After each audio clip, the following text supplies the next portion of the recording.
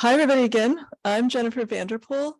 Lizzie Craig Atkins and I co-organized today's event. It's called Creating Thriving Post-Industrial Cities. It's part of this year's Festival of Debate, and it's part of the Inequality series.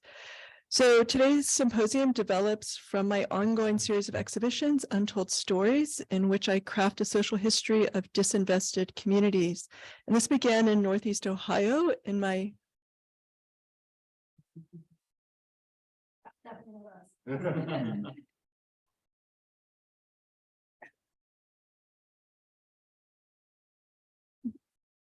never goes smoothly, does it?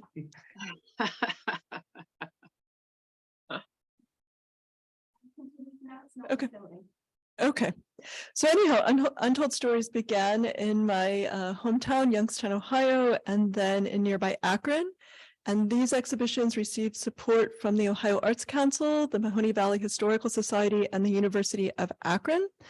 And through a 2020 U.S.-UK Fulbright Arts Fellowship, I'm creating a transnational narrative exploring themes between the deindustrialized communities in the Midwest region of the U.S. and the industrial north of England, specifically Liverpool and Sheffield. So today's symposium is 4 panels that are 45 minutes long. We're running a few minutes late, as you all know. The first is Stories from the Rust Belt. The second is Steel City, Industrial Past, Vibrant Present. There's a 15-minute break between the second and third panels. The third is Because We Live Here, Reimagining Cities, Reimagining Communities. And the fourth, Let's Get This Bread, Work Opportunities and Supportive Services as a Social Safety Net. I am going to moderate the first panel, and I will very, very briefly introduce the speakers. Their bios are being posted on the Zoom call, and then those in the audience have them with QR codes linked to their website. So our first speaker today is University of Akron professor, author, essayist, and journalist David Giffords, dubbed the Bard of Akron by the New York Times. Our second speaker is University of Sheffield professor, Dr. Guy Poser. His current research focuses on community and arts-based approaches to understanding connections between industrial heritage, practices of memory making, and the well-being and context of deindustrialization. And this includes his creative writing workshop titled Words in Ruins. And then our third presenter is Paula Frew, who is from Liverpool. And she formerly worked as an arts and museum professional and then studied writing at John Moores University and is a member of the Liverpool-based Red Brick Writers. So thank you. And David, go ahead, please. Sure, thank you. And greetings from America, from Ohio, from Akron, from my attic in Akron, Ohio.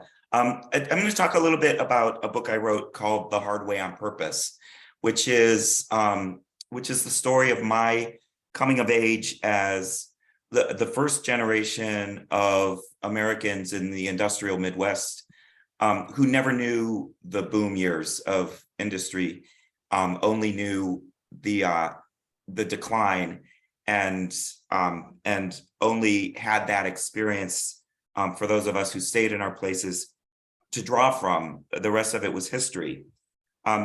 And really, my thinking about this topic began, the first part of my career I spent as a newspaper journalist, and specifically as a columnist at my hometown paper, the Akron Beacon Journal.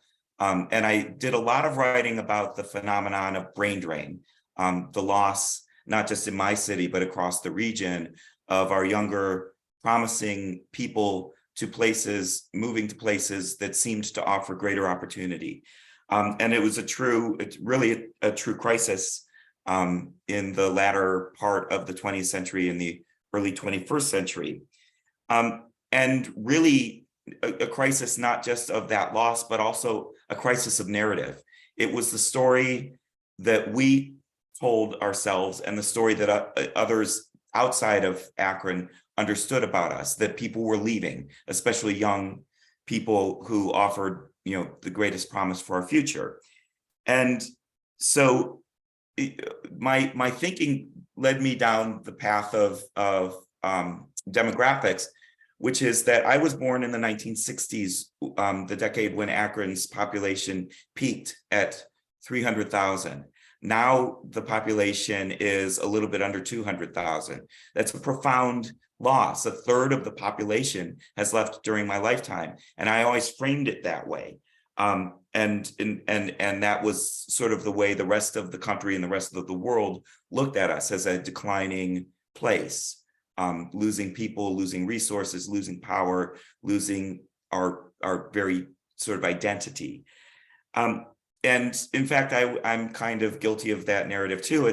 What became sort of the tagline for the book, The Hard Way on Purpose, is a line in the book, which is that I have spent my whole life watching people leave, which is true, but also it's only one way to look at it. When I started to think about what that book would be, I also started to think about those numbers differently. I thought, yes, I've been writing about how a third of the population has David, left. Yes. There's a fire in the building. Oh my. Yeah, or an alarm or something. Okay. Can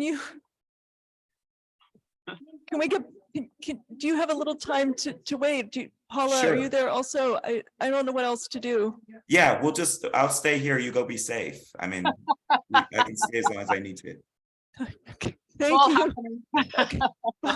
All right, we'll be back. I'm so Yeah. sorry, Paula. I'm so sorry, David. Okay. Run out.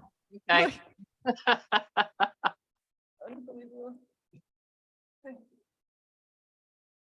Okay, well, I'm going to go ahead and mute, and we'll just take a brief intermission. Okay.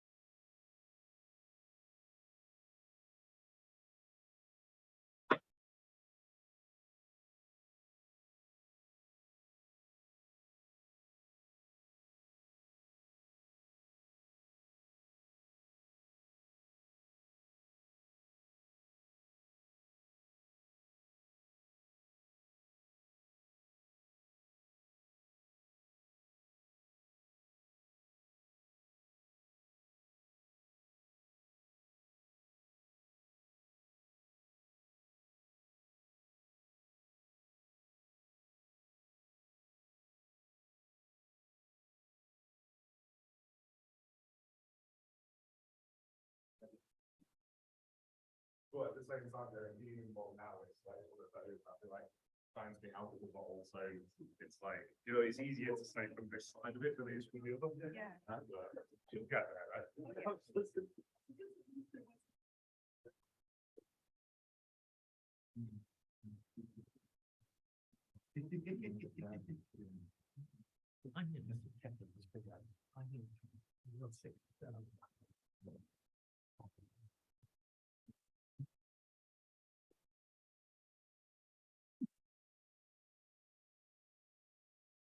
David? Paula? Hi, evidently there was a small fire, was contained, and we are back and ready to continue. I'm so sorry to interrupt the presentation. I don't know what else to say. Okay. So, Jen, just so you know, your volume is much lower now. I'm not sure if something was turned off. Okay, thank you so much. Okay. Should I pick up where I was? Yes, please. Okay. Thank you. Sure. Nothing could go wrong now, right? That's the Akron way. It could be, that's really the Akron adage, is it could always be worse, because it has been. So let's see. So I was talking about my book, The Hard Way on Purpose, and the fact that we had lost so much population because of the effects of the Rust Belt, economically, socially, culturally, and so forth. And so, but when I started to think about how I was approaching that project, I started to think about not that a third of the population has left, but 2/3 of us have stayed. and thinking that's not the story that's been told. The story's been told of the people who left. What is the story of those of us? I've lived in Akron my entire life. I've never left. What's the story not only of those of us who've stayed, but why? You know, what and who are we, and what story do we have to tell that's different, that's a counter narrative to that story of brain drain? And so, of course, I started to think about my own reasons, and it took me back to my my years at the University of Akron, which is right in downtown Akron. And it was my first opportunity as a young person to really explore the downtown, which at that point in the 1980s was really like an industrial ruins. That was filled with abandoned buildings. There were factories right in downtown that were abandoned. You know, basically, if you look at it through that lens of the Rust Belt, a picture of failure. But that's not how my friends and I saw it. As young people, we were kind of naive to the economic, social, cultural implications of that downtown. To us, it was like this post-industrial apocalyptic playground where we could go exploring in these abandoned spaces and finding the leftover remains of this like other culture. And it was fascinating to us and dangerous and romantic. And, you know, my friends and I would say, you know, that's where we could put the art gallery. And in fact, one of my friends eventually opened an art gallery in one of those empty factory spaces. You know, that's where the bookstore could go. But, you know, just, you could reimagine it, this whole built environment that was kind of fallen into our hands. And I think the most profound and distinct example of that for me was going to this punk rock club right in the middle of downtown, one of the only things happening at night. It was called The Bank. And that was because it was in the lobby of a former bank building. And so the room was all this like marble and hardwood, and there was this huge gold vault at the back of the room that was the bank vault, which is where they kept the liquor.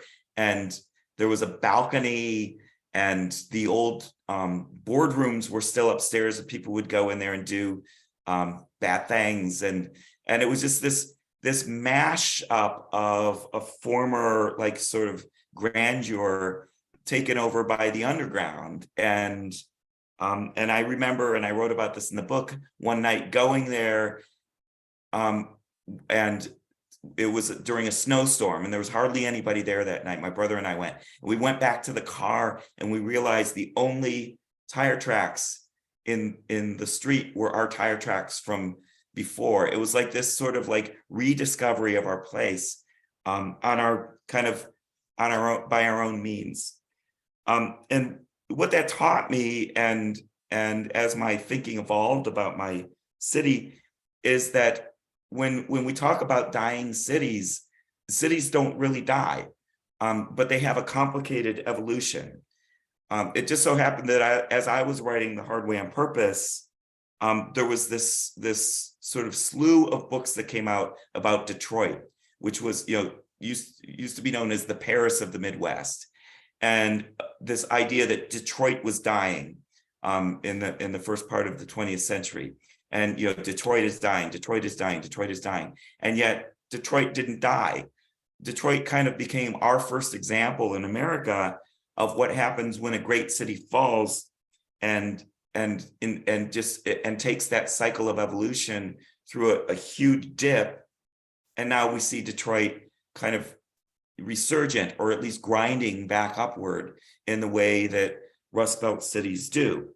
And so for that reason, I feel like Akron, my place specifically, but the larger story of the industrial American Midwest, is important, very important to tell, because it's the story of hard times. And the story of hard times are always valuable because we are all, as humans, always going to go through hard times, and it's going to manifest in different ways.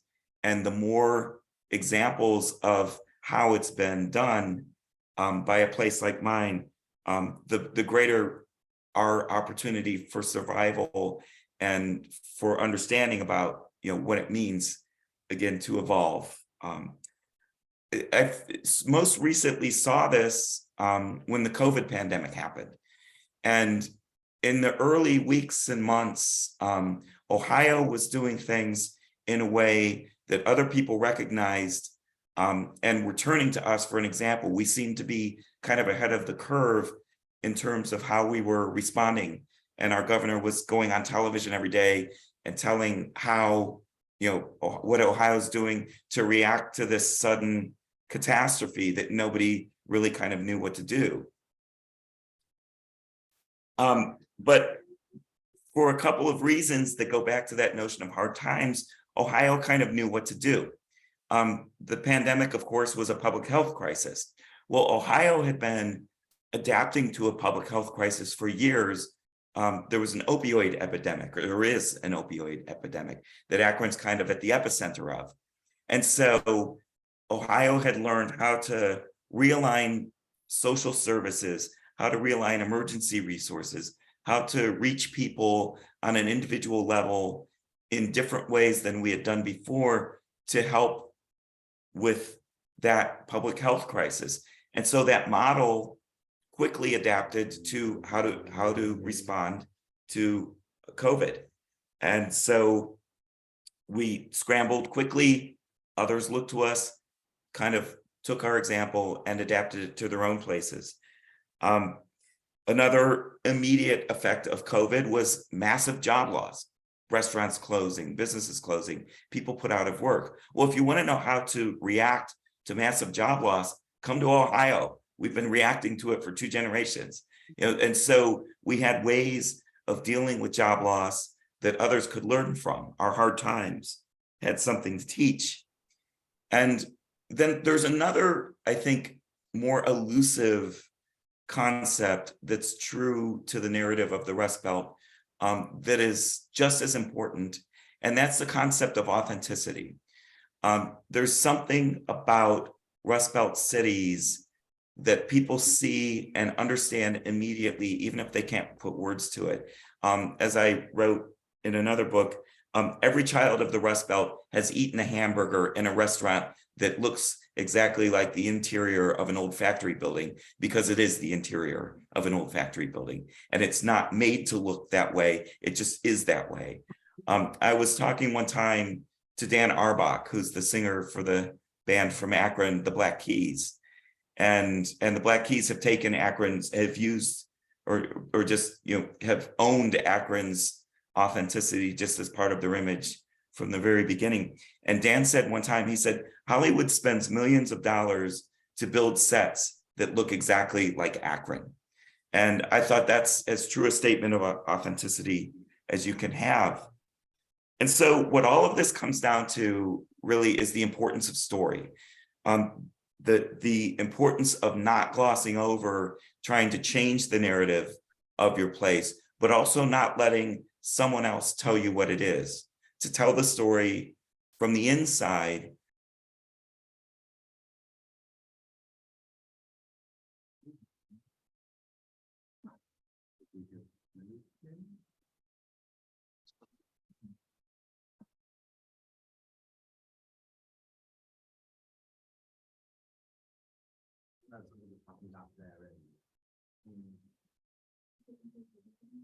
No, everyone's here.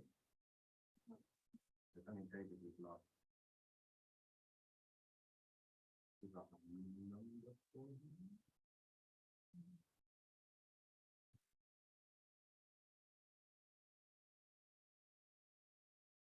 Not on the board.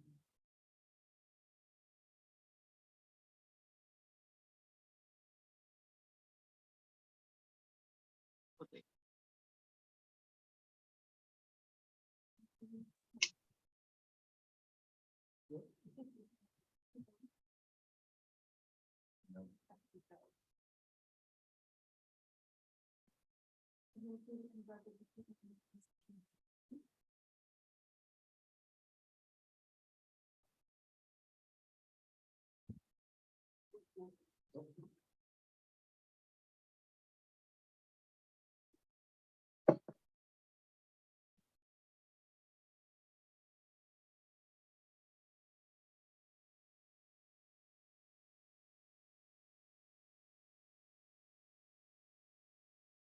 So we think that David has lost the call.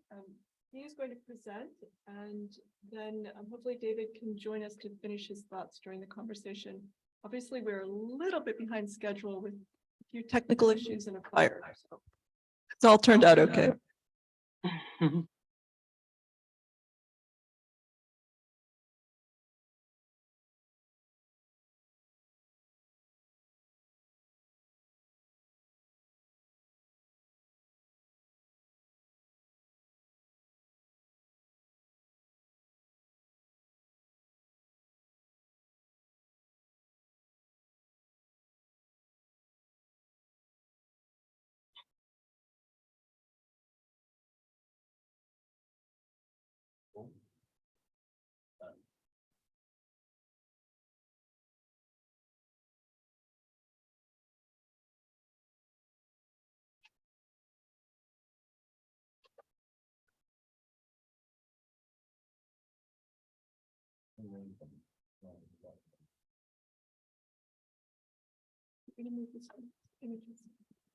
That's great.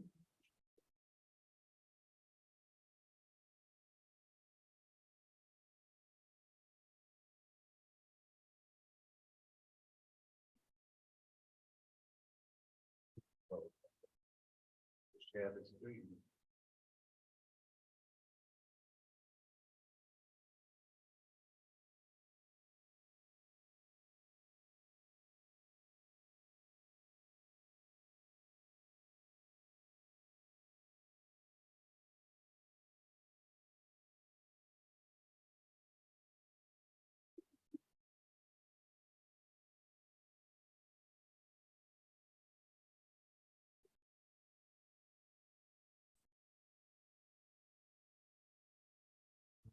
Thank you, Jen. Thank you, Lizzie, also for inviting me to participate here. Okay, now it's better.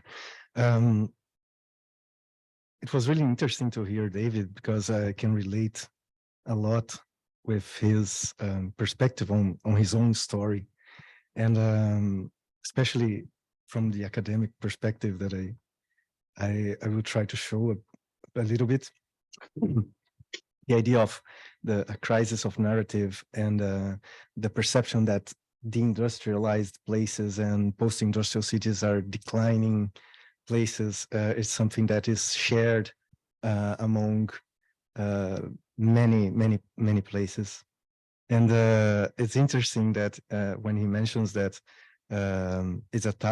his journey was of a rediscovery of one's place through having contact with these places, this spaces and places at the same time. So I'm going to present just a few examples of creative approaches to post-industrial cities, which are attempts of coping with the effects of the industrialization, which is also something that is shared despite the fact that processes and stages of industrialization are different in different places. The effects are very similar. So, and one of these effects sometimes is the attempt of preserving industrial heritage or preserving what we call contemporary heritage, contemporary ruins, which is the focus of my presentation. And it's interesting that he mentioned that he liked to explore these abandoned spaces because the first example, where is it? Okay, the first example that I want to share with you is initiatives that comes from citizens in these places, like the urban explorations where people go to abandoned, derelict, ruined places to explore part of a history that is not told by official institutions or an official history that is created. And one aspect that is very interesting to these urban explorations is the artistic aspect. When graffiti and performances sometimes are use this derelict spaces to create a form of expression, and it's important to see this art, to look at this art not as something that necessarily is meaningful to everyone, but it's something that is meaningful to those who try to give some value to that place. And it's interesting that we have this type of arts that are more well developed, or more connected to real artists that develop their crafts, but also from people that just want to create some tag or because they feel that it's art. It's interesting that it's a bit slow here.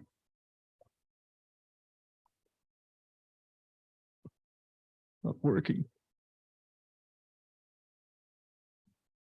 I think it's easier to go there. No, it's okay. So since we have these examples where just a graffiti that no one will see in terms of general public, but for the people that use those spaces, starts to give some sort of connection, create some sort of connection with the people. Can you press the slides, please? Yep. You can go.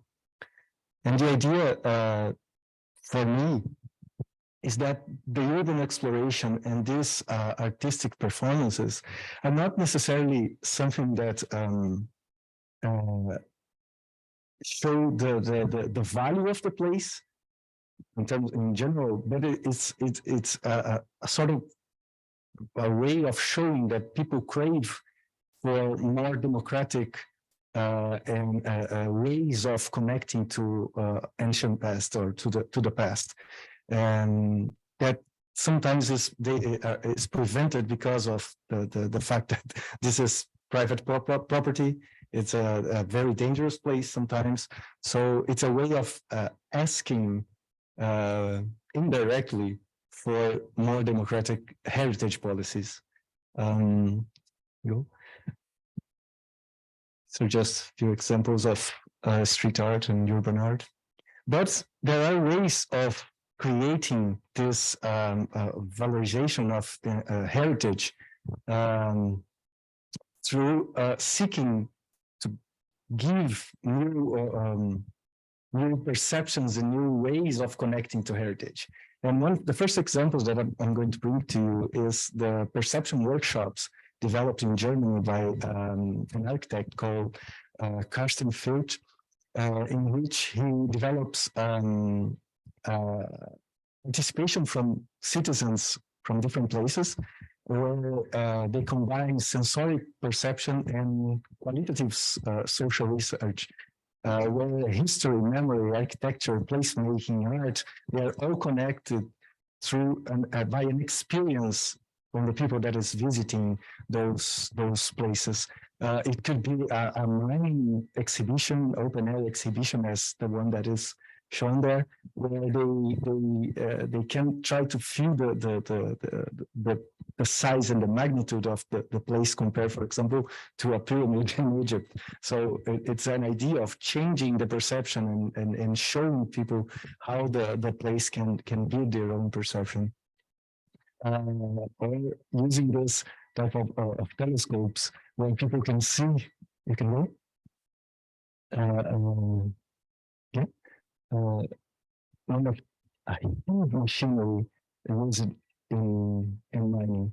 So it changes the way that people see this heritage and connect to them.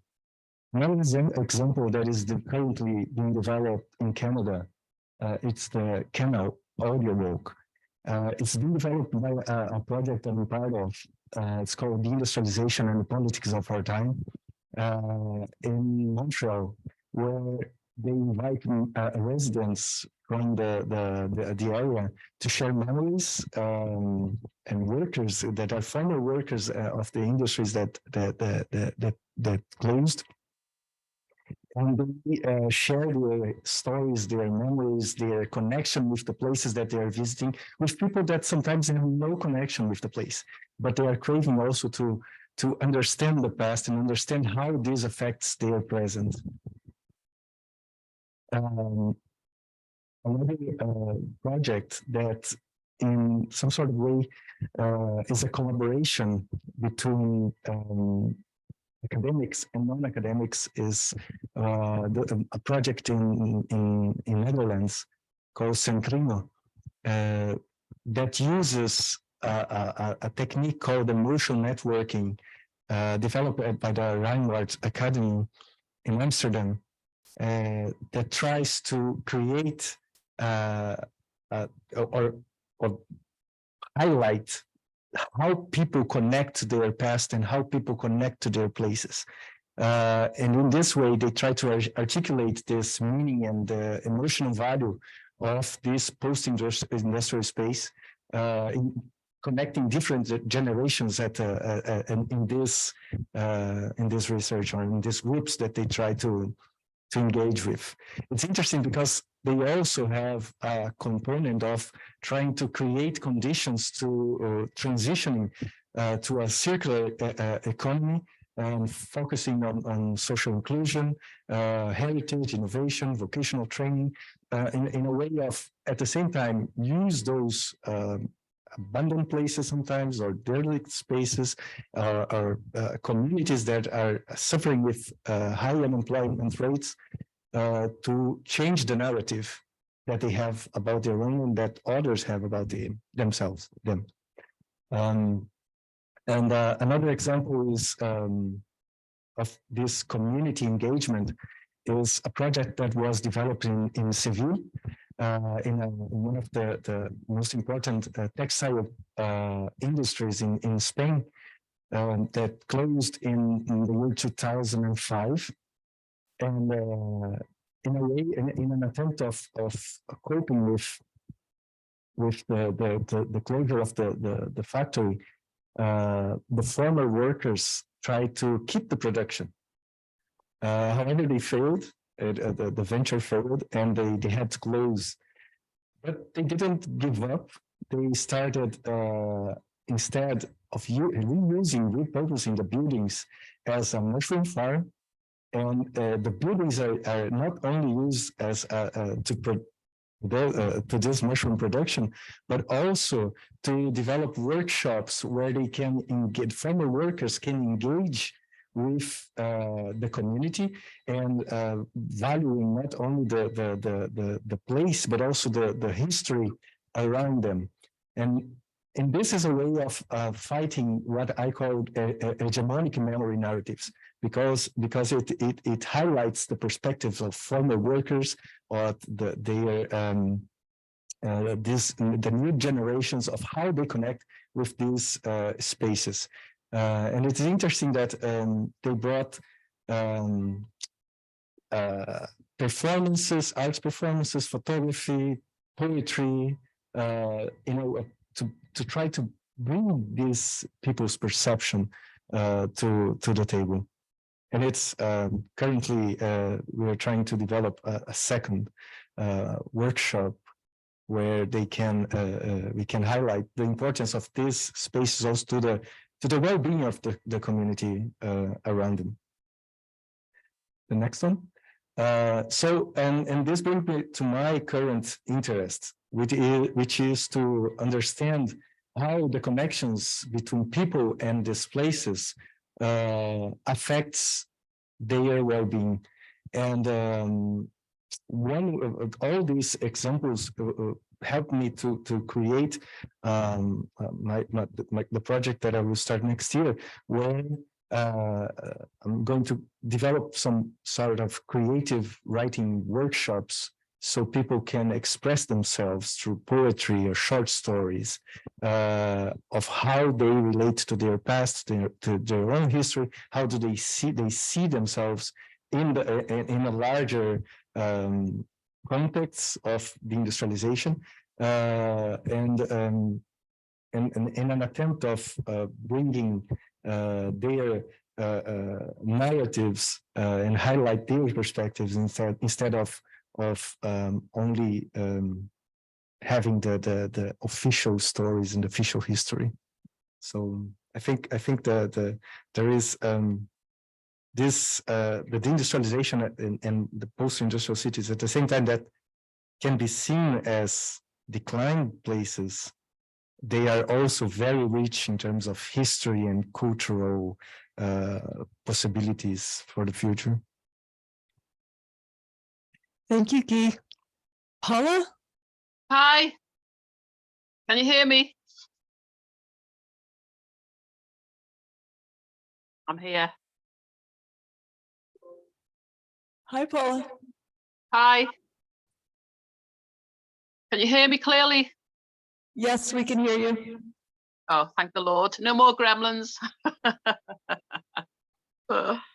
Hi, my name is Paula and I'm calling from sunny Liverpool today, which is quite rare. It's usually foggy or rainy or something, but it is summertime, so you never know. Well, hello to everyone. And yes, as Jennifer said earlier on, I'm a member of the North End Writers. I used to be the North End Writers, but it's now changed the Red Brick Writers group based in Liverpool's Victoria and Gallery Museum. We meet each month, every Saturday for the first month, and we talk about literature. We get involved in events that are happening around Liverpool, literary events, theatre shows, radio. So it's a really nice group. We all get together and we discuss about different things. On one of these occasions, Jennifer came along and she was so excited to talk to us. It was really a lovely time, and it was nice to see a living artist come to speak to us, because a lot of the work that we did with literature, it's usually probably about Shakespeare or William Blake. So Jennifer was alive and full of passion, and it was nice to have her come along and be passionate about her work. So one of these meetings, she told us all about her project and the disinvestment of all these cities over in Ohio and Youngstown and Akron. And we're really excited to get involved in that. So we produced a kind of eclectic collaboration with Jennifer on her artwork, and it was our responses to her artwork that we were all involved with. And it created a really nice diverse group of people, all different ages, all from different backgrounds, some professionals, some not. And it's just a space where we can all collaborate and get together, have some fun, and talk about literature and also about Jennifer's project.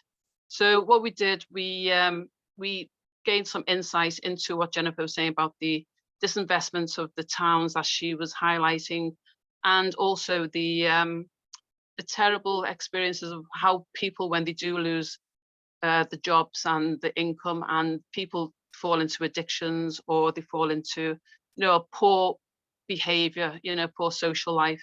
And it's very similar over in Liverpool as well. We've had a lot of that happen, especially from the 60s into the 70s, when there was a decline of the ports.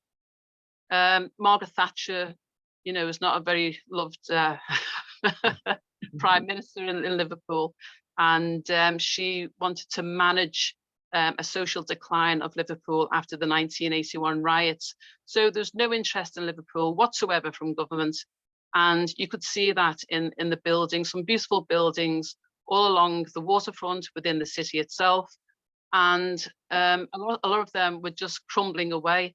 And it was quite sad to see that. I remember being a young girl and walking along the waterfront and seeing the now famous Albert Docks.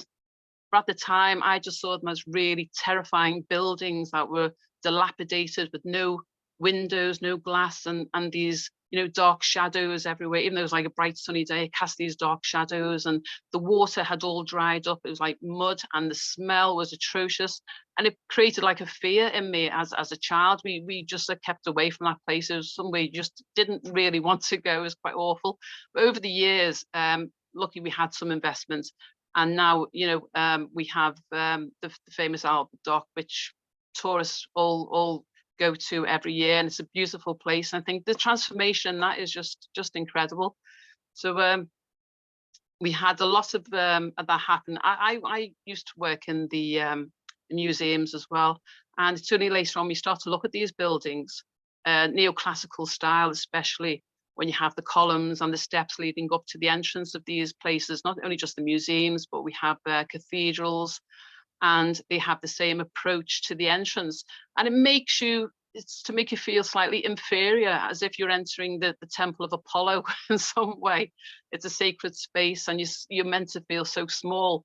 And that just emphasizes again where you are in society and where you are meant to be kept at a particular level. It's all psychological with these buildings. And there was a quote somewhere, what someone said about buildings being, well, architecture is music in stone. And when you see the neoclassical stuff, it's quite beautiful, it's elaborate and it's decorative. And you do feel this sense of like something sacred about it at the same time, but you're not allowed to appreciate it from a young age until you get older and realize all this. You're kept down by the whole, the elite system who have put this into place. And it's really interesting that, you know, people in the school and education system, they're not really, there's no elaboration on what you can achieve in life. And when you're in a particular city like this, and you're from a working class background, a lot of people don't want you to succeed. They want you to, you know, you're going to be the, you know, the shopkeepers of tomorrow. Just what they say to the young children. You're going to be, you know, the bin men, refuse collectors. So there's no kind of scope, no hope for people to have any kind of rope to latch onto and pull themselves up from that. But lucky enough, things are starting to change and people are starting to open up to that. And it was interesting to see how Jennifer spoke about her work and the terrible things that were happening. And David mentioned before about the dilapidated buildings where people were living and there was waste grounds. Well, in Liverpool, they were very, very popular. It was only when you mentioned that, David, that it came to mind. And I remember being quite young with some friends, and they were the playgrounds of our day. There was no swings, no slides, nothing at all. It was just a waste ground, buildings dilapidated. You want to explore the buildings, which are quite dangerous, you know, could collapse on you or something. But, you know, how awful is that? And if you traveled out of Liverpool and went further south or to another town, which is more affluent, you know, they had everything there for the children. You know, a lot of thought and care had gone into that, but not within the Liverpool area because it had been abandoned by the government, and it just managed into this terrible decline. But when you see the city now, you know, it is quite affluent and a lot of money here. And unfortunately, we've lost the World Heritage status for Liverpool. That was quite recently because there's a lot of building and construction going on. And they decided to take that status away. So it, you know, even though change is welcome, it can actually go against the city at the same time. So you have to try and find a good balance between the two. And also looking at Jennifer's works, there was something there that we all received something from. So some people gave voice to a character within the actual artwork itself. I saw, especially with the Pittsburgh one, you know, with this one of like a ghostly image of miners with the pith helmets and what have you, coming through a sky. It was like a phantasm of workers who had worked all their lives and left the Pittsburgh behind, and they're on this phantasmic journey to try and enlighten other workers, to try and get them to wake up and say that, you know, just cogs in the machine. So I'll just read a little something. I think I have something here from that. So this is from image number 4, Pittsburgh to Liverpool. It's a short poem, but I'm not going to read all of it, just 2 stanzas. So it goes: sleep, work, eat. Sleep, work, eat. Feed the babies who need to suckle. Grind the fingers to the knuckle. Keep the carnivores from the door, the bloodsuckers who prey on the poor. Years of labor oiled industries gone, bullets of profit were hard won. Workers urged to working faster by industry's agents, harsh taskmaster. When will their salvation come? Who will herald their working class drum? Hammers now strewn upon the ground, silent witnesses that strike no sound. Battered steel toe caps, a broken thermos, cold pistons empty furnace, hollowed pits, pushed coal faces, abandoned by the God who faced us. And that is just a short extract from a longer poem, image number 4. And again, it's about people, you know, time is of the essence, and life is just like fantastic. And you have to make sure that you can manage your time to enjoy life and not just use it in toil and in industry. And I think, you know, a lot of people, I've done it myself, spent 20 years in working in a museum. After that, I was 4 years working in like a railway station. But at the same time, you're so creative. You've got to try and make time to have your creative outlets, as well as like trying to earn a wage and what have you. And the people in the creative writing bus, they were so excited to actually engage with this. And it brought memories of particular buildings up. So some of the images that Jennifer had produced, there was one lady who remembered this amazing shop in the city centre of Liverpool, which was called Blacklers. And Blacklers was memorable for everyone because it was such a huge shop. It had about 2 floors. And every Christmas time, there's a huge grotto in the basement with a giant rocking horse and highly decorated baubles. Everyone flocked there, beautiful building. But now it's all gone. A remnant of the building is there now, and it's been turned into a drinking hole called Wetherspoons, where people just go and drink. And a lot of people are not aware of the rich heritage and the history of the building. They've just gone there for a drink before they go onto a club or go onto a theatre. And it's quite sad that we do lose buildings like this. The old Lewis's building, John Lewis, was beautiful. Again, it was Art Deco building. That transferred from the old building to a new area in the Liverpool city centre, which is called Liverpool City 1, which is that was the Duke of Westminster put a lot of money into that part of Liverpool for all designer shops and trendy outlets. Again, overly priced, but a lot of people flock there because it's a busy place and it's quite thriving. But really, you know, who is that for? A lot of people can't afford some of their designer clothes. You have a shop called Flannels. You know, you go in there to look for a t-shirt. T-shirt could be like £150. Who's got that kind of cash? You know, if you're working class, it's ousting people out. And part of Liverpool is becoming like gentrified as well. So they're trying to oust people, local people from their areas. Beautiful Georgian houses, beautiful Victorian houses. And they're slowly trying to raise the rents or try and get rid of the people who've been there for a number of years and bring people in who've got money. So all this project, when Jennifer, what you started, when she came over, we all started to think about our own city. Not that we hadn't, but it brings it to the fore at times when you do look at how things have changed. And some things have changed for the better. But there are still food pantries here. I volunteer on a food pantry, and people who are working are having to attend food pantries. You know, in this day and age, in the 21st century, there was an actor who was working on A Christmas Carol in London, and he was doing a scene within the show where people are actually attending a food pantry, and that was in the time of Dickens. And he said it was quite strange because he's in the theatre and he's in that era. Then when he steps out into London and across the road from the theatre, there's an actual food pantry in the 21st century. So, you know, it's this dichotomy of, you know, transposing things, you know, from one era to, they're still here, they're still alive, and it shouldn't really be. But people, they thrive as a community. We all come together and we all try and help each other the best we can. So from this despair and poverty, there is a light at the end of the tunnel, so to speak. People are helping each other with crafts. People are helping each other by using a barter system. If you have no cash to pay for a service, we'll use a barter system. If you have a skill, if you're a plumber, if you do Reiki, if you do any other type of thing, this is what's coming to the fore. And it was really interesting to see, especially through COVID, when no one could actually talk to anyone, and it was quite awful.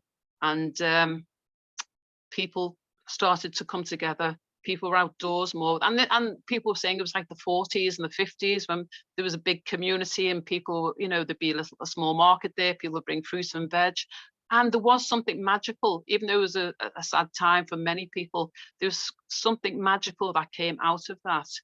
And it was quite, and it's been continued as well. Okay, there is like a drug problem, that there's people on heroin, there's people on all kinds of opioids and what have you.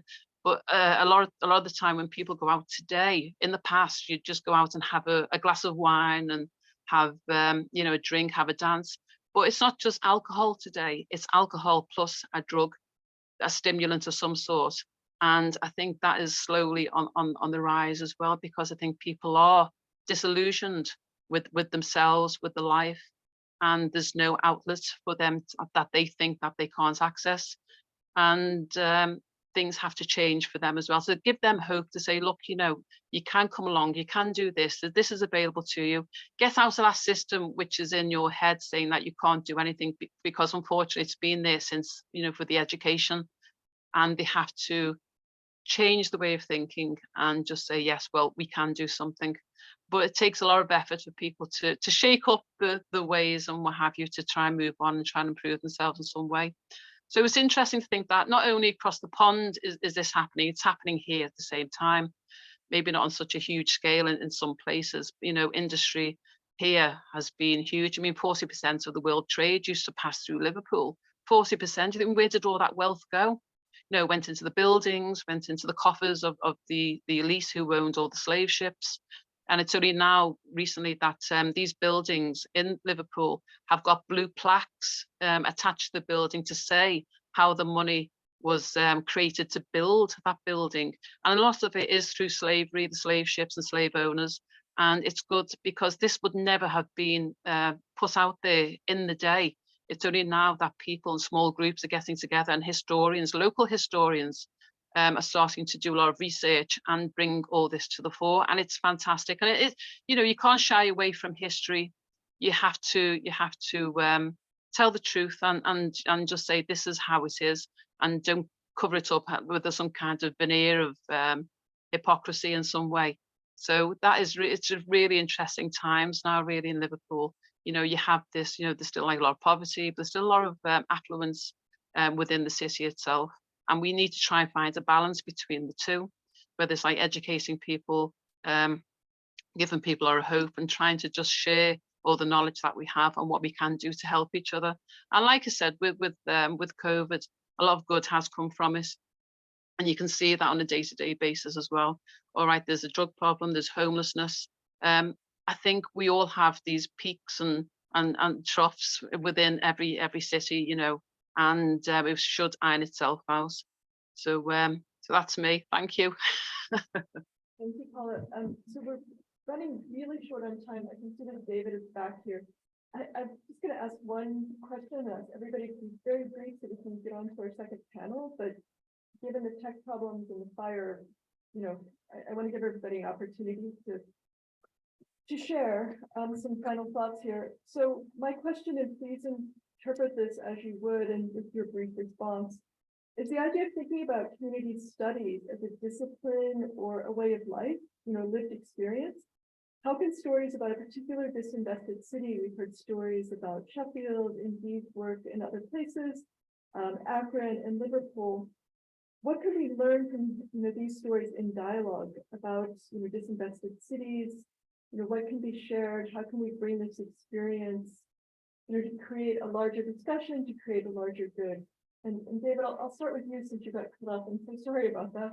Yeah, so Windows decided to run an automatic update. Fortunately, I was in the final minute, so you didn't miss anything except the grand finale.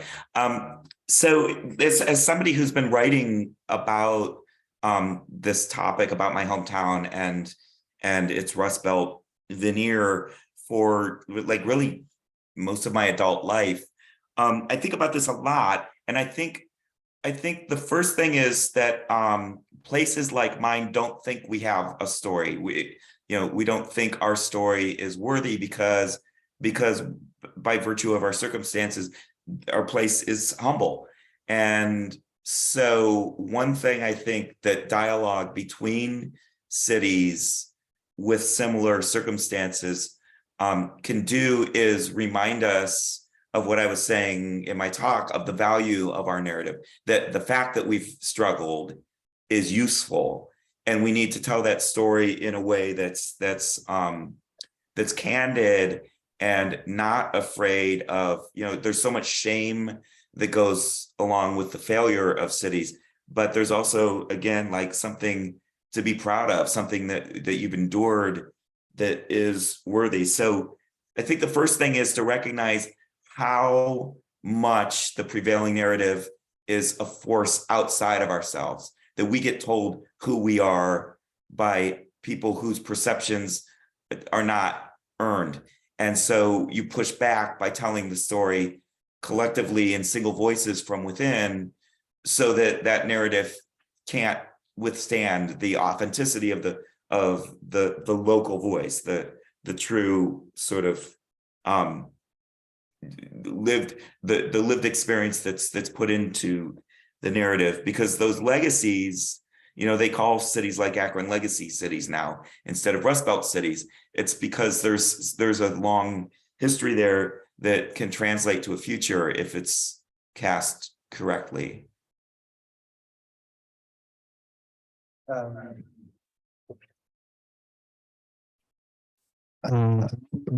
First thing, these communities, from groups, is a way also to overcome the new level of making the best of a situation. Instead, it's a way of exposing the bad situation from the perspective of those who are feeling this situation. It's a way of controlling the narrative and controlling the situation, even if from a symbolic perspective. And it's interesting that it's not all. It's also a way of showing how different this community is from the perception of this what we call official history or official narratives, and that we're not only to be labeled as workers or people from this place or that place, but they are also individuals that share a common past, but they have only characteristics and own points of views. And so this narratives and addressing individually also allows us to highlight these small stories, these stories from the life, if you like. How would you like to say something? Yeah, I'd like to say as well that Liverpool has always been the underdog, and they've always had a tenacity to fight back in any way that they can. I mean, the Bows suffered in some way, but they always come back with humour. We have some famous comedians, the Bows being really on the ball with saying their piece against the government and against particular issues that are quite prevalent at the time. Whether it's going to be with music, we have like John Lennon. Look, he would do his sit in for peace, and he was quite political towards the latter part of his years as well. There's always been there's been art, there's been musicians, there's been artists. There's always been some kind of creative that has always fought up for the underdog and the rest of the people. And I think that if we have that in common, we share that. It's a voice, it's language, it's the written word, it's a spoken word, it's a singing voice. We all have that in common. We can use that to regain some kind of good life that we all want. Thank you so much for everyone. We're just going to move right on to the second panel. Thanks, everybody. Okay, thank you. It's a pleasure. So I think we managed to survive that one, is where we're going to go with this. Okay, so I am going to introduce Ryan Bramley, who is moderating our second panel. Dr. Ryan Bramley is a filmmaker and arts-based researcher here at the University of Sheffield, and he works in the Department of Education. So Ryan, and then I'll let you introduce the panelists. Thank you very much. Your seats as well, if that's okay. Can hear you okay from home as well? Hello, everyone. CSM, that's around down in the School of Education here at Sheffield. Thank you very much for the introduction, Jen. Lovely to be here. I am one of those people who can reference sometimes, talk a little bit too much, and that is absolutely something I don't really need today because I'm really a little bit behind time. So I'm going to keep this relatively brief and introduce the two speakers that we've got today. Just say as well to both David and Bill, we'll be keeping time. We've both got about 12 minutes each. I'm not going to be really rude by putting to say, right, I'm going to have to stop you there. We'll give you a warning about 1 or 2 minutes from time, both of you. We'll just try and keep that time and kind of get on schedule with that. So I just want to introduce both of them to you. So we have David Price in the room, or as we would say around here, he's from down road. And then we also have Bill Lawson with us as well. Hello, Bill. I don't know if you can see me. I can see you waving. Fantastic. And Bill is from across the pond, as we'd say over here as well. We don't like the word there in South Yorkshire for some reason, but that's a different story. So I'll briefly introduce them both now. I don't know if David, if you want to join me on stage as well. So David Price is a former senior civil servant. For many years, he was personal director of the National Job Centre Service, for which he received the CVE, so David Price CVE, on stage with me now. In 1980, David worked for the Manpower Services Commission, a non-departmental public body which operated in the 1970s and 80s, brought him and his family from London to Sheffield.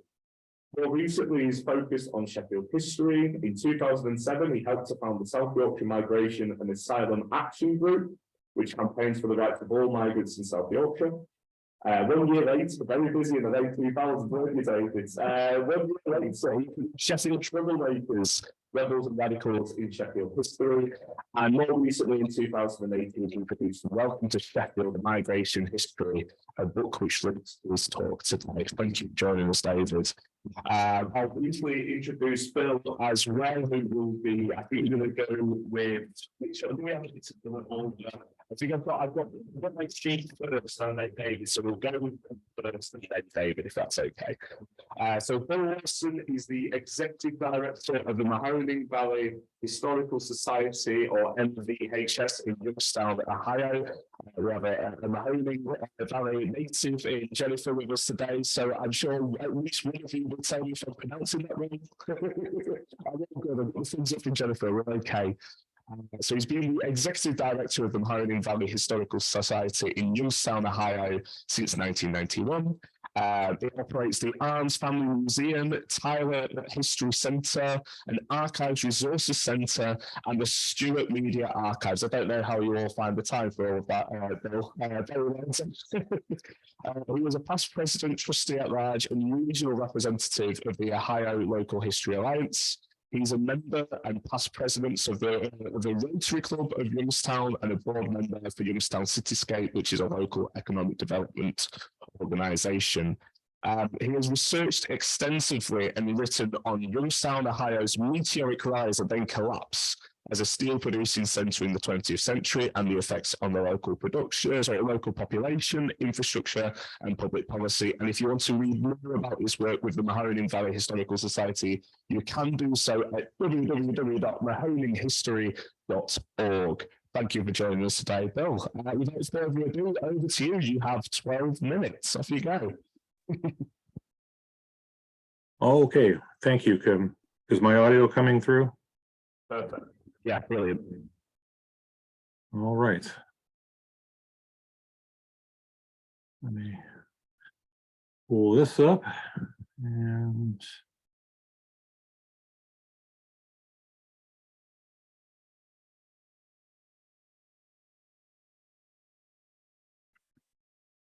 all right. Can we see that?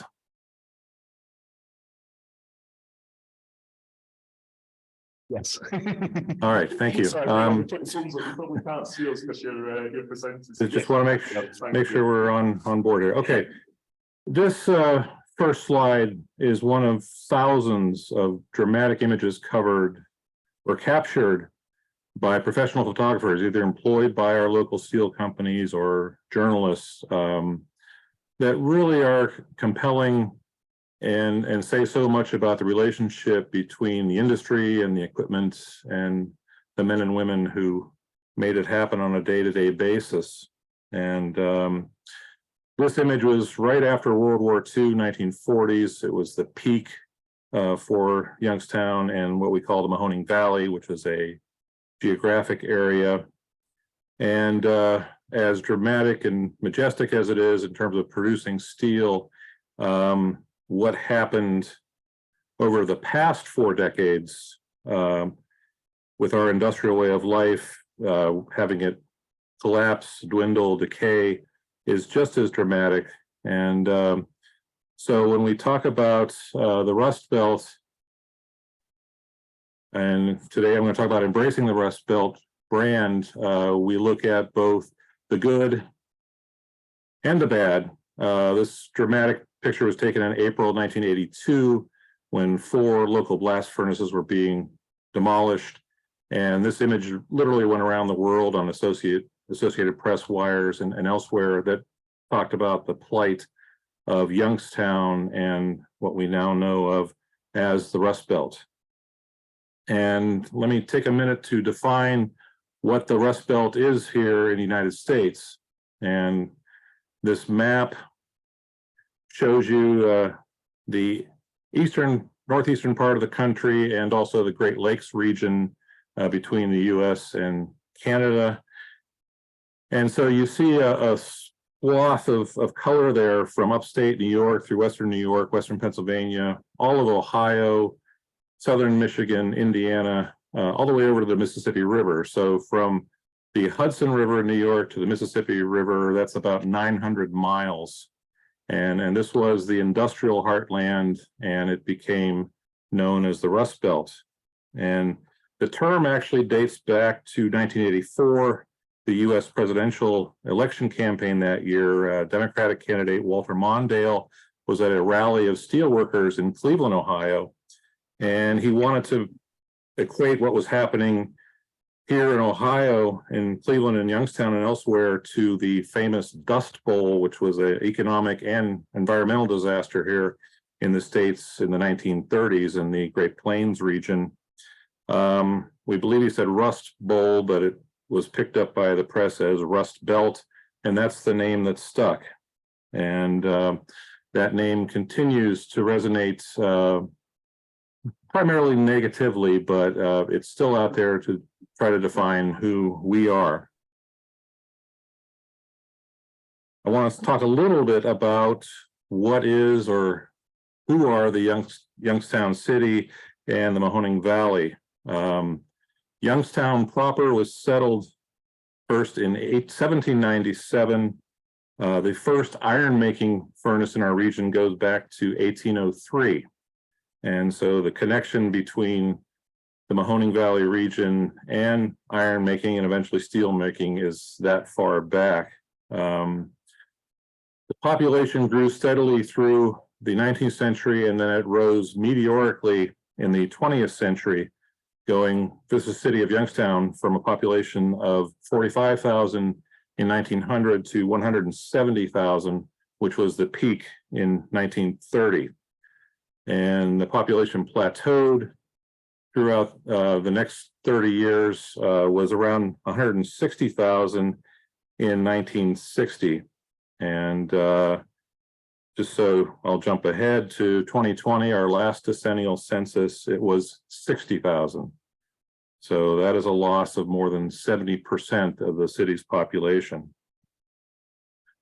The local steel industry, the number of jobs peaked at 65,000 during World War II. After that, there was a steady decline in steelmaking jobs due to reduced production, but also more automation. And then the big changes happened in a very tight period of time between 1977 and 1981. All of the major local companies that were represented in Youngstown, the Mahoning Valley, shut down their facilities. There was more than 12,000 steel industry jobs lost in that period, and then thousands more, and dozens of companies went away through related businesses like trucking, railroad, electrical, general contractors, those kinds of things that supported the industry. This image was shot in the early 1920s, and just to show you how much things have changed in a century, I took this following photograph last week, same vantage point. So it's obviously a different city now than it was even 40 years ago, both physically, culturally, economically, and I think it's best represented in that image. Now, in the aftermath, and I say beyond the campaign slogans and the news media cliches, how have we responded to the crisis and the decline? And really, I can see in the last 40 years, 3 different approaches to it by different parts of our community. First, those who worked to move beyond the memories of the steel industry, and this is mostly the political and economic leadership, and to literally clear away the land of the steelworks that used to be there and open it up for new development. And that was a very ambitious program that went on, especially in the 1980s, 1990s. A lot of the clearing of the land was done during that time period. Others, part of our population, they were crushed by the loss of the industry. I defined it in some of my research and writing as an identity crisis, because it is long held in our region. There were generations of people that worked in steelmaking, and it disappeared, and it was a hard transition, and some people really didn't or haven't made that transition. At first, they were hoping for the return of the mills and the jobs, and then as they realized it wasn't going to happen, they were gone forever. People fell into despair and anger, and that's still out there in the ethos here in Youngstown and Mahoning Valley.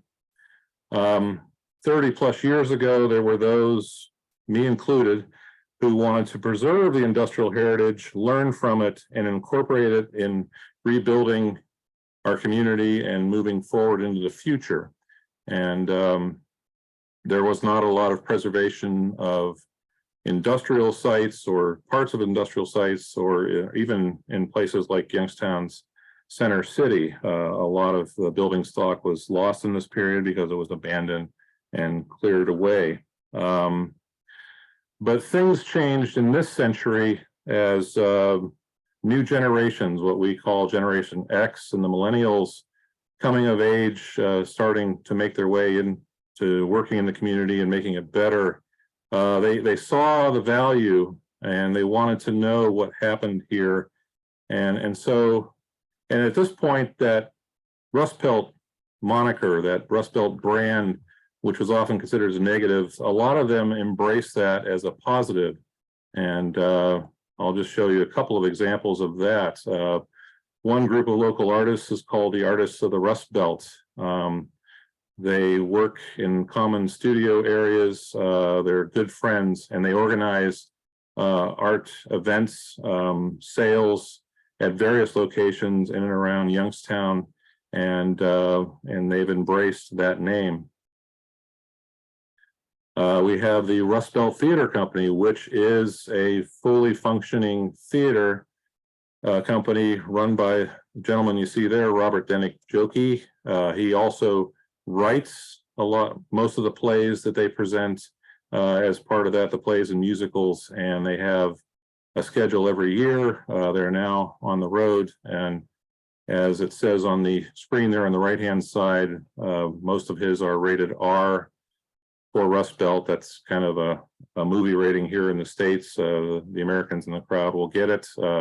Some may say it stands for racy, because Robert's sense of humor is very edgy, but nonetheless, he's doing it here and he's embraced the Rust Belt.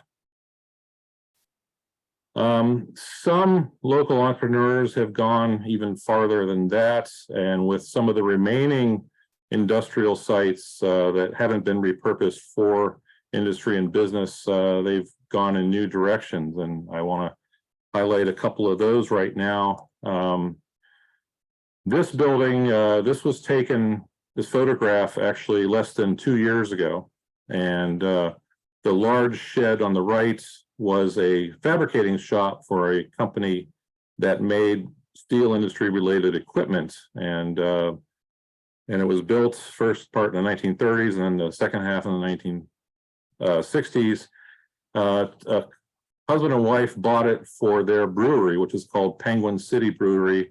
And actually within a year's time, they made a transition on the outside from what you see there to there. And the same buildings, but a whole different effect in terms of what people see when they come on this very large industrial shed. The total floor space is over 32,000 square feet, but it's a dramatic part of the east end of our center city. And here's a view inside the shed, which was taken in September of 2021. And here's what it looks like today. So they're very conscious of the history of the building. They've honored it, left everything intact that didn't need to be changed. They put their tap room in the front. In the center, you can see the brewery operates, and then behind that black partition is an actual event space for the public to use and to rent. So a very dramatic change and embracing of our industrial past and new commerce for our center city. 2 minutes left, Bill. Thank you. I'm almost there. About a block and a half away, there's another complex that used to be a machine shop, a local entrepreneur who runs Youngstown Flea, which is a maker's market, artisans and artists. He was working throughout the community, mainly outdoors, and then he had the opportunity to buy this complex and move it indoors on a regular basis. And so you can see how the makers are interacting with part of this abandoned industrial shed that you see here. And it's worked out very well, and it's also been available for other community events. And one in particular that I'm very fond of happens in October every year, and it's called the Rust Belt Revival, where local car aficionados, especially the hot rodders, converge for 2 years now. It's been at the Youngstown Flea location that you see there.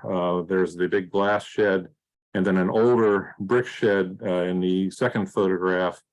And this is something that this particular event, the organizers absolutely love this space. The owner of it, of Youngstown Flea, Derek McDowell, has talked about how he can get the money to clean it up, to repaint, to make it look good. And the show organizers, and to a lesser extent, I have told him, you don't need to do that because the patina, the rust, the dirty windows, that speaks to who we are in the here and now. And it, of course, forms this very perfect backdrop for the ethos of this particular car show event and the car enthusiasts and what they do with their vehicles to make them unique. So these are just a couple of examples of how that aesthetic is being maintained, not only in the mindset here, that Youngstown frame of mind, but also in some of our surviving industrial sites. And to conclude, I think what we see here is a growing group of very enthusiastic people who want to move ahead with the dedication and determination for our community, but look to the past with reverence and opportunities to learn. And the side of the Penguin City Brewery building, I think, defines it best, which is tough times don't last, tough cities do. So with that, I think I'm pretty good on the time, and thank you for this opportunity to present a little bit about my hometown, Youngstown, Ohio. Thank you so much, Bill. Shall we try a clap?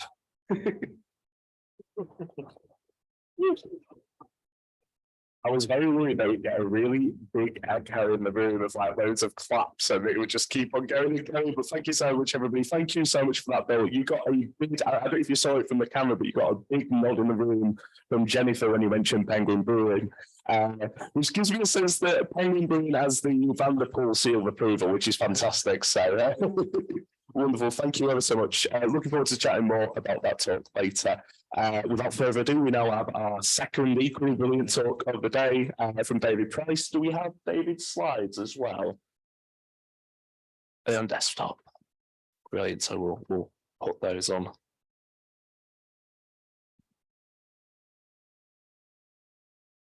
But if people saw me kind of craning my neck whilst we're watching this as well, we have, for people online, we have two screens in the room, a brilliant screen with all your wonderful faces and profiles to my left, and to the right-hand side, the slides, and the slides do show on both. So I kept on looking to see which one had the best view. But we'll go for the right-hand side for this one. Fantastic, brilliant. Okay, do we have the clicker? Brilliant. Yeah, does the clicker work? It does. Oh, fantastic. It just takes a second, I think. Wonderful. Jab it and don't worry too much. What do I do? That's it. The worn out one. Okay, that one. Yeah. Okay, I will see you, David. Well, it's good to be talking here this afternoon. It's a terribly important topic.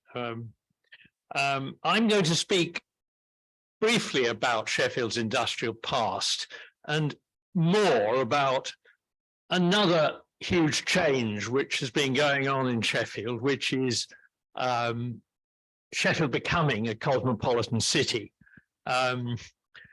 Relatively new ethnic diversity, and that is part of the vibrant present, which is in our title for this session. For centuries, Sheffield was a very English place, and it's changed, and this presents both threats and opportunities. Now, it's not. Let's see once. I think it just takes a little while to wake up. I'll give it another one. Oh, yes. Oh, put it where's then? Sorry about that. I don't mind doing it if you need. Yeah. I'll move to the. Are you sure? See you method here. The Sheffield way. Okay. Right. Next slide, please. Yeah. Thanks. You sounded a bit like Chris Whitty then, Dave. Yeah. That's right. We've jumped something. There should be a picture of Sheffield city centre.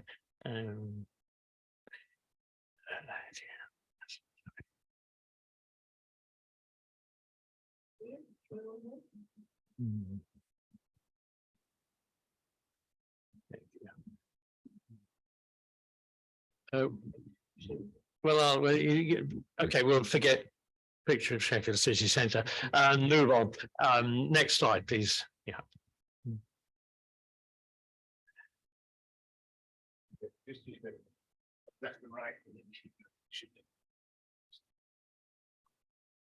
Oh, that's it. Yeah. Well, this is a slide of Sheffield population, and you can see pre-industrial revolution, a tiny little town, really. But by 1901, nearly 400,000. By 1971, I think this is around the peak, 573,000. And then you get a drop of 60,000 by 2001. That's similar to what we were hearing about in Akron earlier on this afternoon, that deindustrialization actually reduces the population very remarkably. In a way, people aren't actually aware this is happening. I don't think many people in Sheffield are aware there was a reduction of 60,000 in the population. Then, mysteriously, it goes up. 2001 to 2011, it's gone up 40,000. What's that? Well, it's mostly immigration, in fact, and then a bit further immigration in the following decade. So the 2021 figure hasn't quite got back to the 1971 figure. Next slide, please.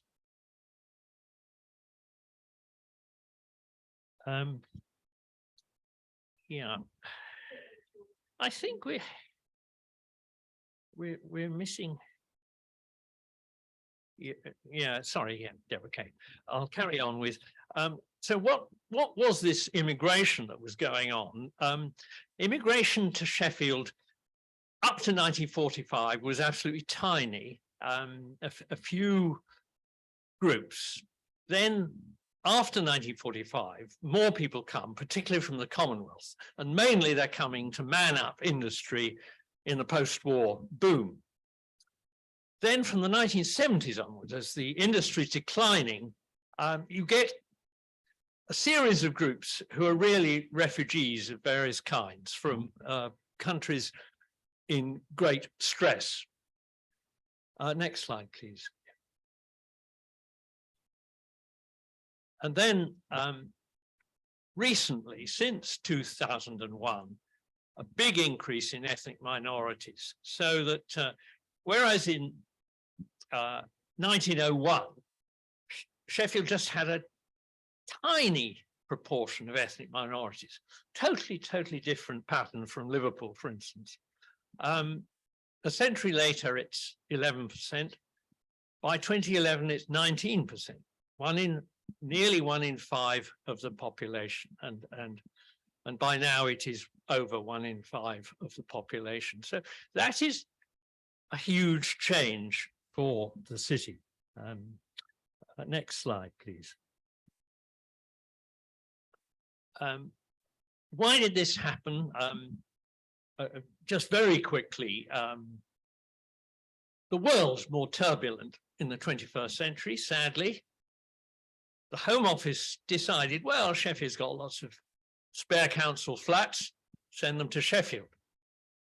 The European Union expanded, and the Labour government let the Eastern Europeans come straight away in about 2004, and very large number of Poles came to England, to Britain, and quite a number in this city and other East Europeans. The university is expanding, and a lot of overseas students have come, notably Chinese. High birth rates in Pakistani and Bangladeshi communities. And Sheffield actually pioneered in this country the Gateway Protection Program, bringing people from rather sad refugee camps in countries in the Middle East and the Far East and so on, and bringing them to Sheffield. Not huge numbers. So those are some of the reasons why this increase has happened. Next slide, please. So now we have a large group of foreign-born people, and if you take people of ethnic minority heritage, it's 116,000 in the latest census. There's no dominant ethnic minority. We differ from cities like Bradford with a large Pakistani population, or Esther with a large Indian population. We have about 5% Pakistanis in the population. That's the biggest group. Instead, we have a really large number of smaller groups, 30 or 40, difficult to assess, groups of at least several hundred people. And the next slide, please.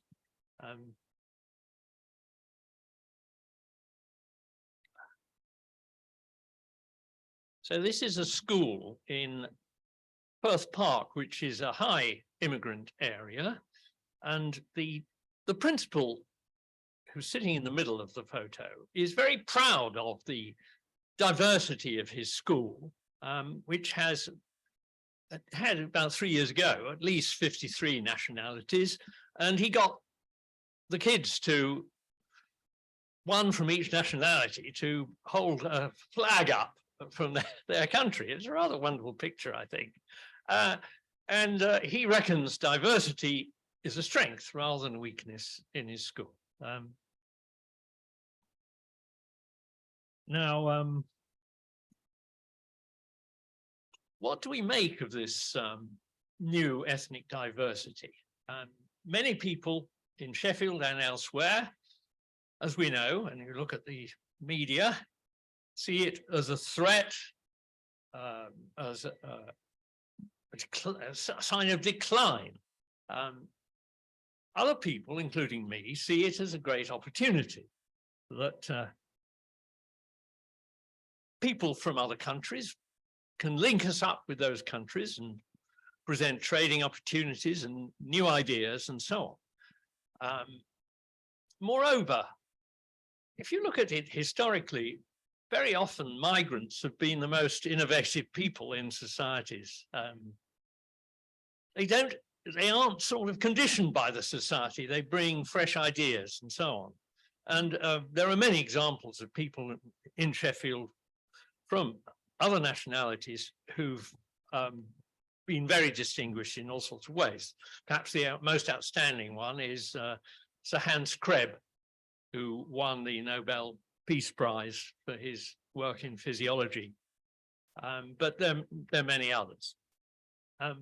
But nonetheless, the threat exists that the advent of a large immigrant population will cause tensions and strife.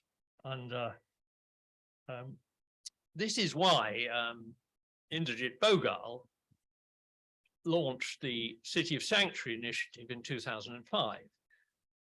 He was very concerned about the Labour government's attitude to asylum seekers, which at that time was really very negative, and they imposed severe restrictions, stopped people from working, stopped their financial support if they had failed to be accepted by the Home Office, and many people thought the Home Office's decision-making system was faulty.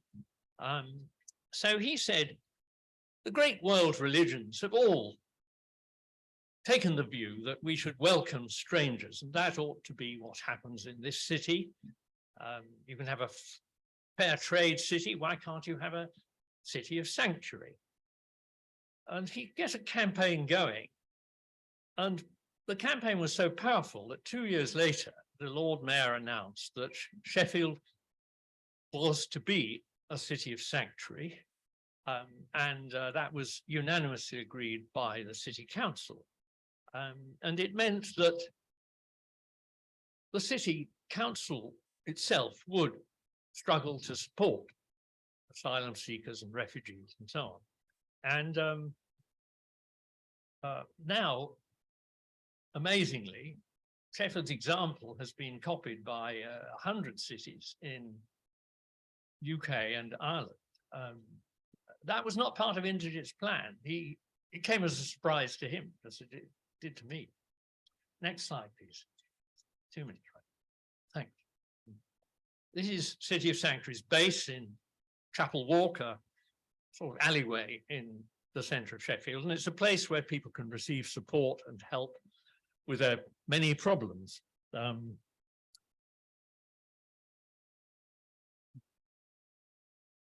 Now, how do you keep people together in a multicultural city? And next slide, please. The City Council and the voluntary service have developed a cohesion strategy to make the city a place where everybody feels welcome. And this is not easy given the context. Austerity, increased migration, a lot of controversy about it, terrorism, rise of hate crime, and so on. People feeling under pressure. Recently, the cost of living crisis. Next slide, please. And the guiding principles that have been developed are cohesion not threatened by diversity, it's threatened by inequality and poverty. When you have inequality and poverty, the host community tend to scapegoat immigrants as being the cause of their problems, which almost always is not actually the case. And then the second one is look at everything we do through a cohesion lens. If you've got a new project going, one of the questions you should ask is, how is that going to affect immigrants?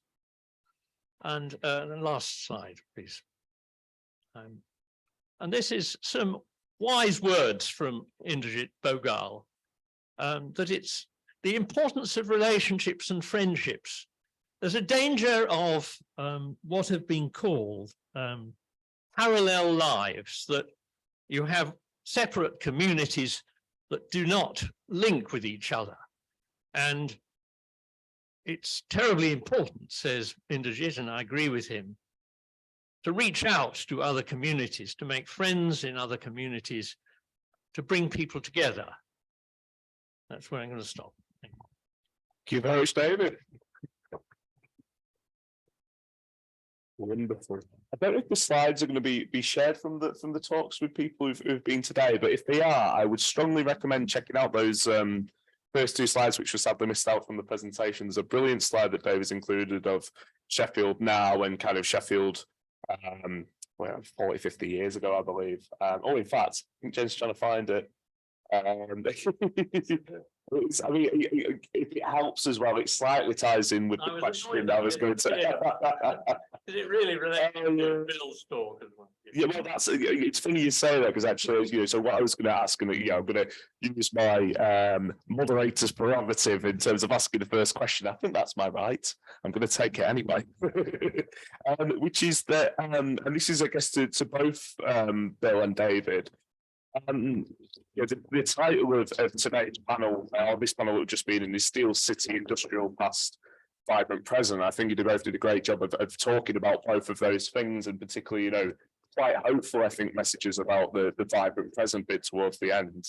And steel has continued to pop up in the iconography of both Youngstown, Ohio, and Sheffield. One example, I was chatting to Bill before today about, I've never been to Youngstown, but I was in Columbus, Ohio, a couple of months ago, and unfortunately I didn't get a chance to go to a Columbus Blue Jackets game, Bill, but I believe there used to be an ice hockey team called the Youngstown Steelhounds back in the, I think, late 2000s, and of course in Sheffield as well we have the Sheffield Steelers as well. So just two tiny examples there of how even though we're talking about post-industrial or de-industrial cities in many respects, the word steel seems to still pop up and still have meaning. And I just wondered what you both thought to this, and whether those ongoing associations with Youngstown, Ohio, and Sheffield and steel foster or continue to foster a sense of belonging, or rather whether they actually serve as painful reminders of those industrial pasts, or possibly even both. We haven't heard from you for a while, Bill. I thought we could go to you first. Well, I think the relationship between the industry is there. It can't be denied. It's very important. If you look at our whole 225-year history, iron and steel is the dominant industry for a majority of that time. And 40 years post-industrial is not a long time, though. It's been a lot of pain in that period, but you still see it represented like in a scholastic sports league called the Steel Valley Conference. There are others that companies called Steel City. Of course, they go back to pre-decline of the industry, but they're still there with that name. And obviously, I think we need to embrace it and honor it and learn from the good and the bad that's happened, both in terms of policy and putting all your eggs in one economic basket, and just people coming from all over the world, much like you see in Sheffield more recently, but this was the case here in Youngstown in the Mahoning Valley a century to a century and a half ago, before the first federal immigration laws of 1924, which really slowed things down dramatically as far as our immigration is concerned. But and I think my generation, I'm on the end of what's called the baby boom. It doesn't mean as much because we lived through it as young people and young adults, but these upcoming generations definitely feel that connection to the industrial past. And as David mentioned in the first part, it's authentic. It's who we are, It's who we were. Let's hold on to that. Yeah, I take exactly the same view. Sheffield's still known quite often as Steel City. Steel hasn't gone away. We have the Advanced Manufacturing Centre on the boundaries between Rotherham and Sheffield, which is run in collaboration with the great American company Boeing, and is sort of, I should think, a world-leading level. And so it's wrong to think we've ceased to be a steel city. We still are a steel city, but very few people are employed. I mean, it's incredibly highly productive, and so you don't need a vast workforce like we had before. I was going to say in the slide that somehow disappeared into the ether that in about 3 or 4 years, I think we lost 120,000 jobs, which is comparable to what Bill was talking about in what happened. So it was a period, just when I arrived in Sheffield, in the early 80s, a period of feeling of utter disaster going on. And it's taken a long time. I think we have come out of the angst of that period by now, and many other things have taken its place. There are the expansion of the universities and of white-collar employment and so on. But I do think it's absolute folly for this country to write off manufacturing as a waste of time. Or the idea that this country can depend on retail and finance is absolute nonsense. I think manufacturing is going to go on in one way or another. Fantastic. Thank you so much, both of you. I'm conscious of time, but I'm also conscious that we've not had questions beyond moderators as well. And I just saw a brilliant comment pop up in the chat from, I think it was Nancy. Whilst we're waiting, I wonder if it's possible to bring that up. Thank you, Nancy. And thank you everybody else who's shared a comment as well. I can read this one out if you want. It's on the screen for people in the room as well. I think the part art plays in Rebirth is interesting. Cleveland attracts artists because it is cheap to live there and there is a market for art. Rethinking and saving old theatres led to Cleveland's thriving theatre district, second only to New York City. Any thoughts on that? That's quite a big commendation, that, isn't it? Second only to New York. Wow.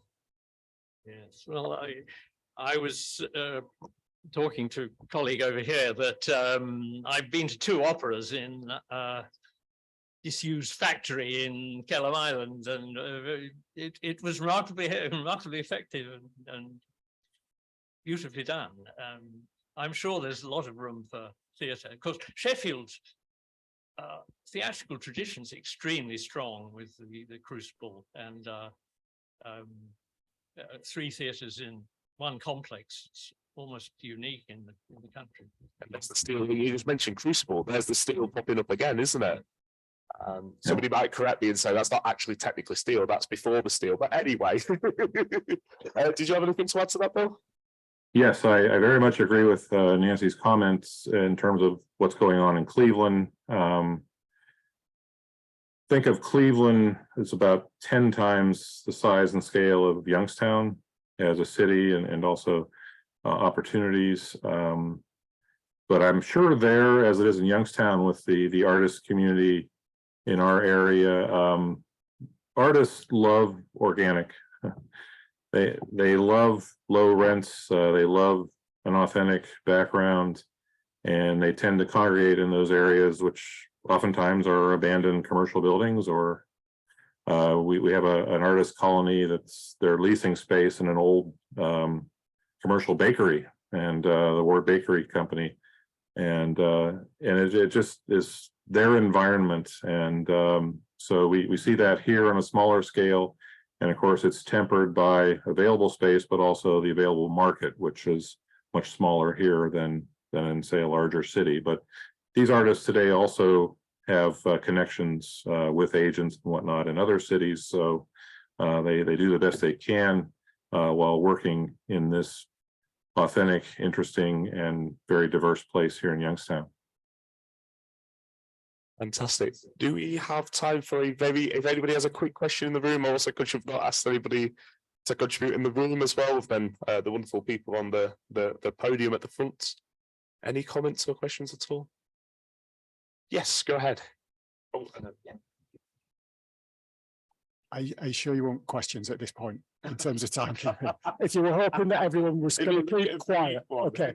In both presentations, the kind of positive, forward-looking things didn't appear to be done by the local government. They appeared to be done by citizens working together and the initiative of citizens. Do you want to comment on the role of local governments in what you've been describing? that was very brief and very good. Thank you very much. David, do you want to take that one? Yeah. I think local government needs to work in collaboration with others, which happens in Sheffield fairly effectively.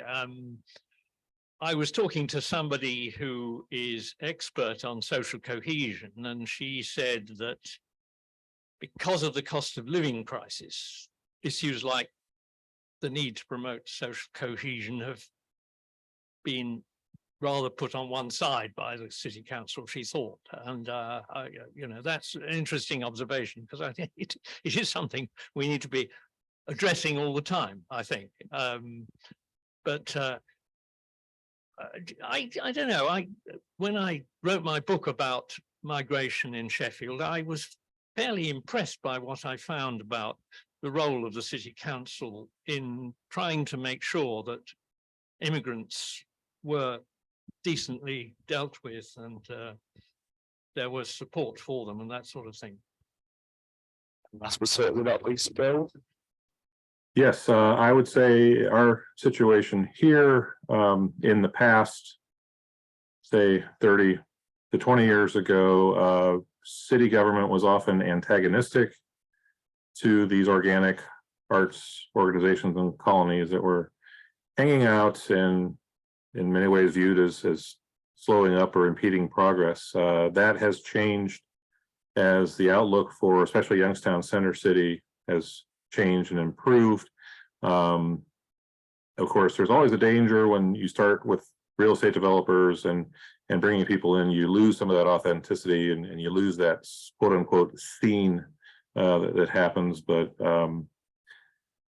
things have really been flattened since the pandemic broke out 3 years ago, but now we're getting back into that mood of moving on. Right now, the city downtown in our center city is very much embroiled with road rebuilding, lots of delays, lots of inconveniences.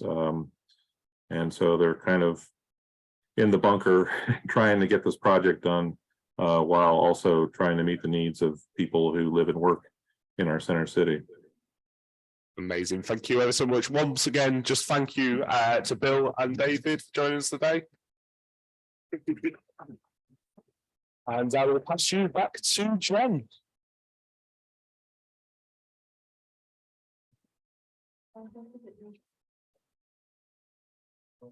Oh, yes. Hi, Jason and Dee. I know that you've just joined us. We're a little behind schedule. We had some technical problems, and then there was a small fire in the building and we had to evacuate. So I know, Jason, in particular, you're a bit of a time crunch here. So we're going to not take our 15-minute break, but if you're in the room, please feel free to get a cup of coffee or tea or whatever it is you might like on the back table there. So panel 3, because we live here, Reimagining Cities, Reimagining Communities, is moderated by Dee Jones, who is joining us from Ohio.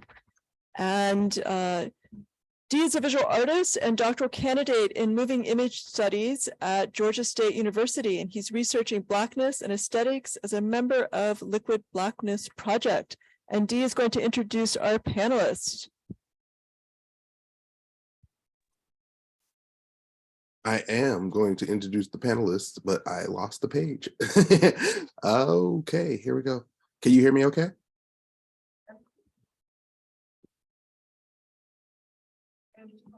Yes, yeah, we can hear you. Okay, yeah, no, I'm sorry about that. I had the I had the page up and then it disappeared, so I'm sorry about that.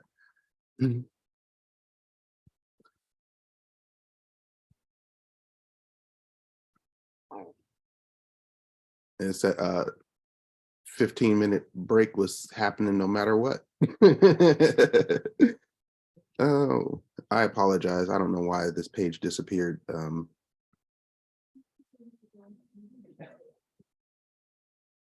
Okay, I'm sorry. Here we go.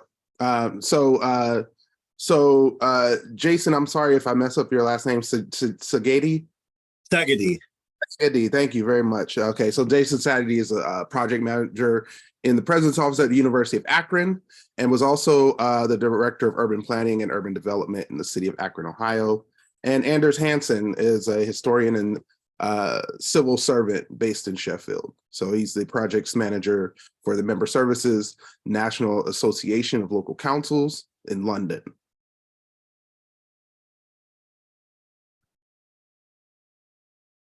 And I believe that we are going to have Jason speaking first.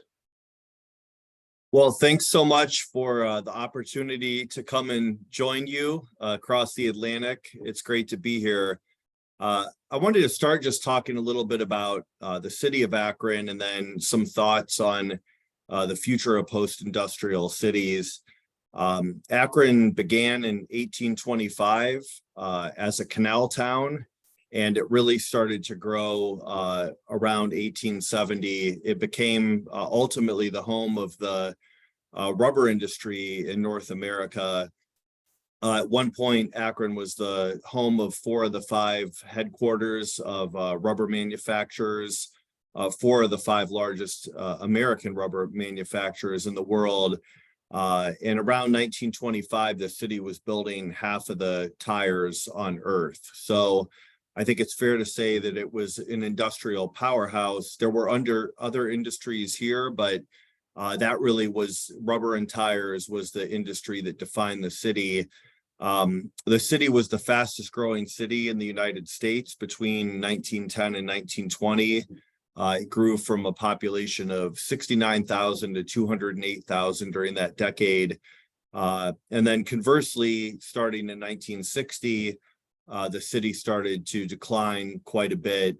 We peaked in population around 290,000 in 1960.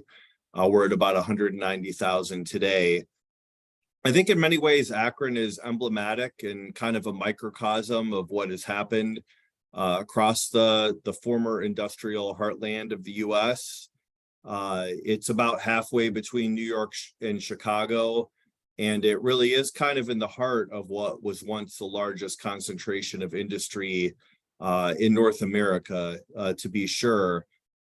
Today, Akron is part of a larger urban region. It includes, that urban region includes Cleveland and Canton, with about 3.5 million people. So I think sometimes when people talk about these post-industrial cities, it's important to recognize that it's not just the population of the city proper, but the larger urban region. And, you know, the region that I just mentioned is one of the 15 largest in the United States. As you can probably imagine, there have been a lot of attempts at revitalization and reinvention, many of them unsuccessful, I would say. Some have helped to stabilize the city's population. But I think it's fair to say that once the rubber industry largely left the city, we're still kind of looking for the next thing, whatever that might be. Like a lot of post-industrial cities in the United States, the suburban areas around the city are doing better economically. But the whole region really, you know, to include Cleveland and Canton, still lags behind the rest of the country in terms of economic and social well-being.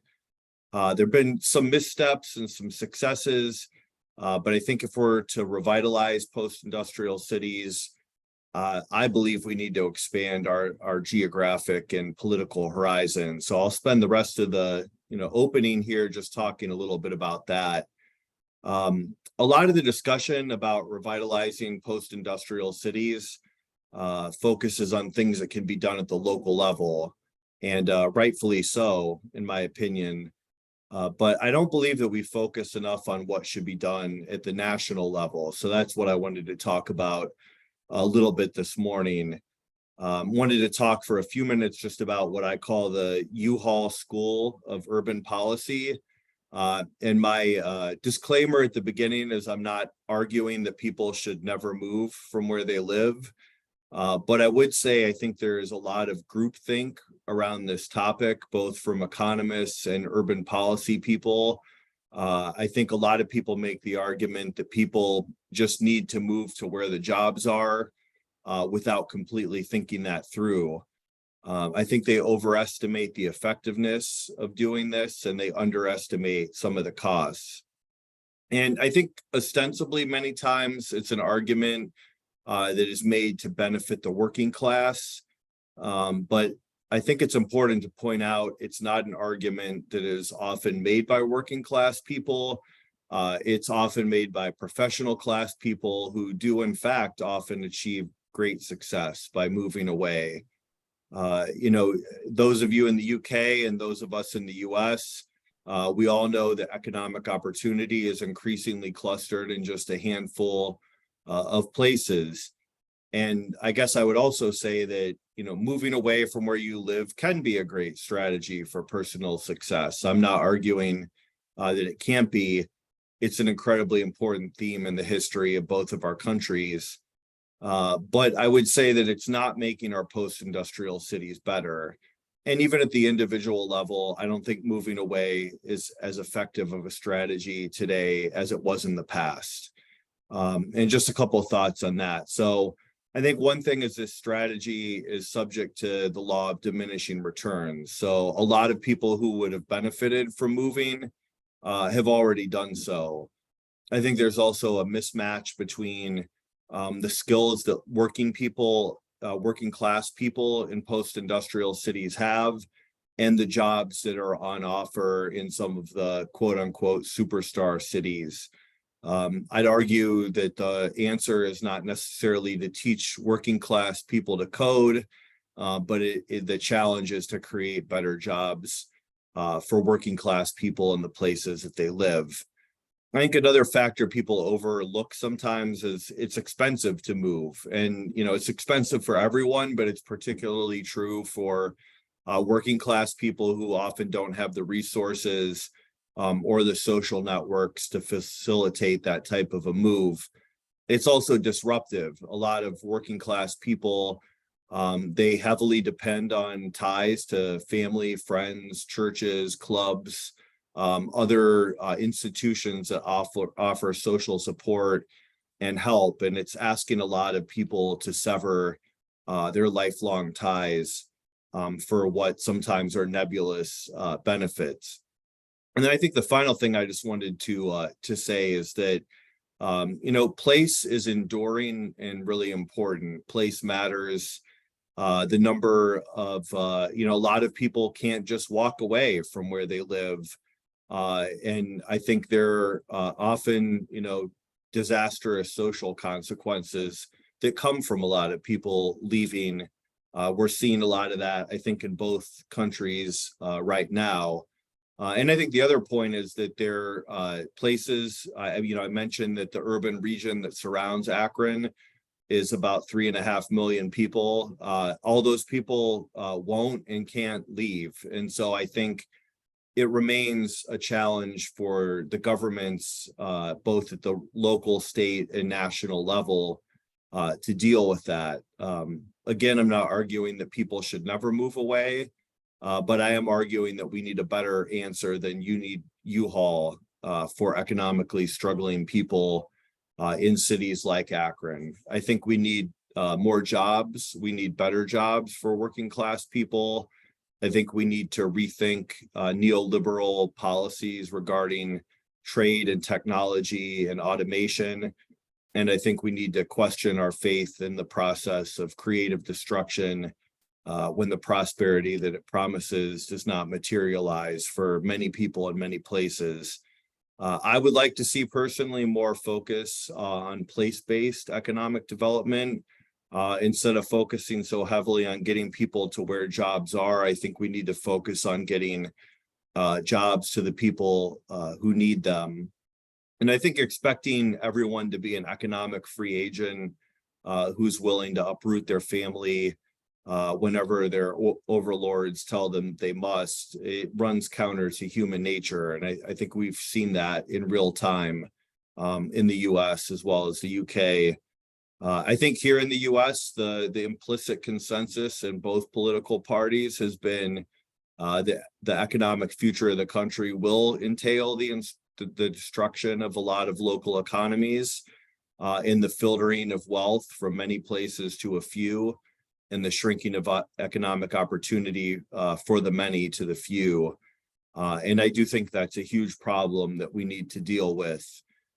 So in closing, I would just say, yes, by all means, we need better run cities. We need wiser local decisions, most certainly. But I think it's important to recognize that no place is an island, and without regional or state or national economic policies that focus on restoring post-industrial places, even the wisest local leadership is largely powerless to withstand the tides of the global economy.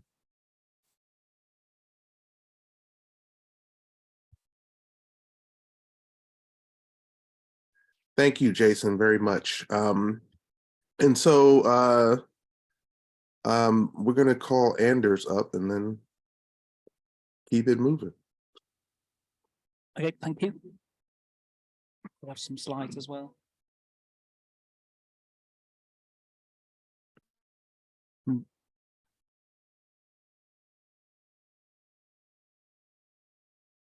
Jason saying no place is an island. I'm now going to show that it is, because we're talking about Kelham Island.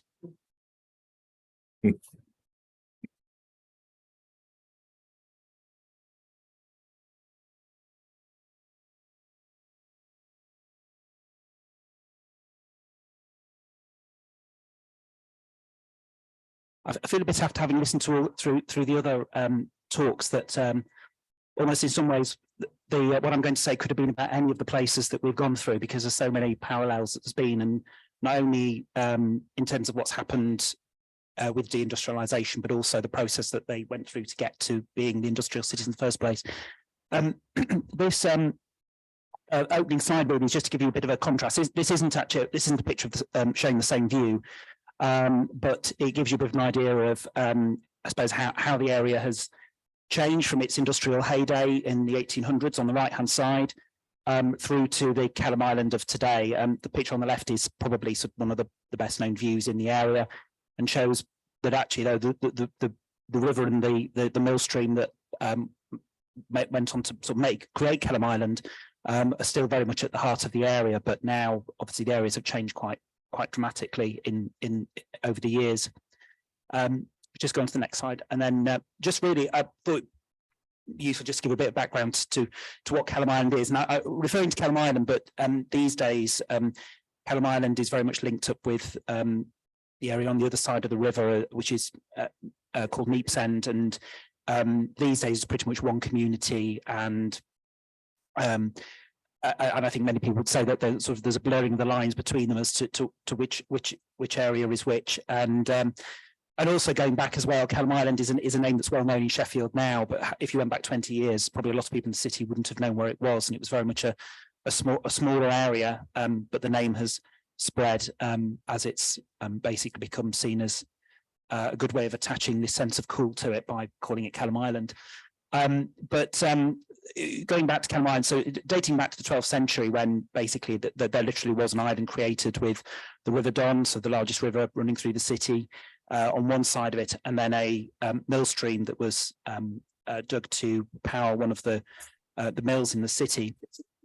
And for a long time after that, it was still a largely rural area. So one of the presentations earlier showed the growth in the population of Sheffield.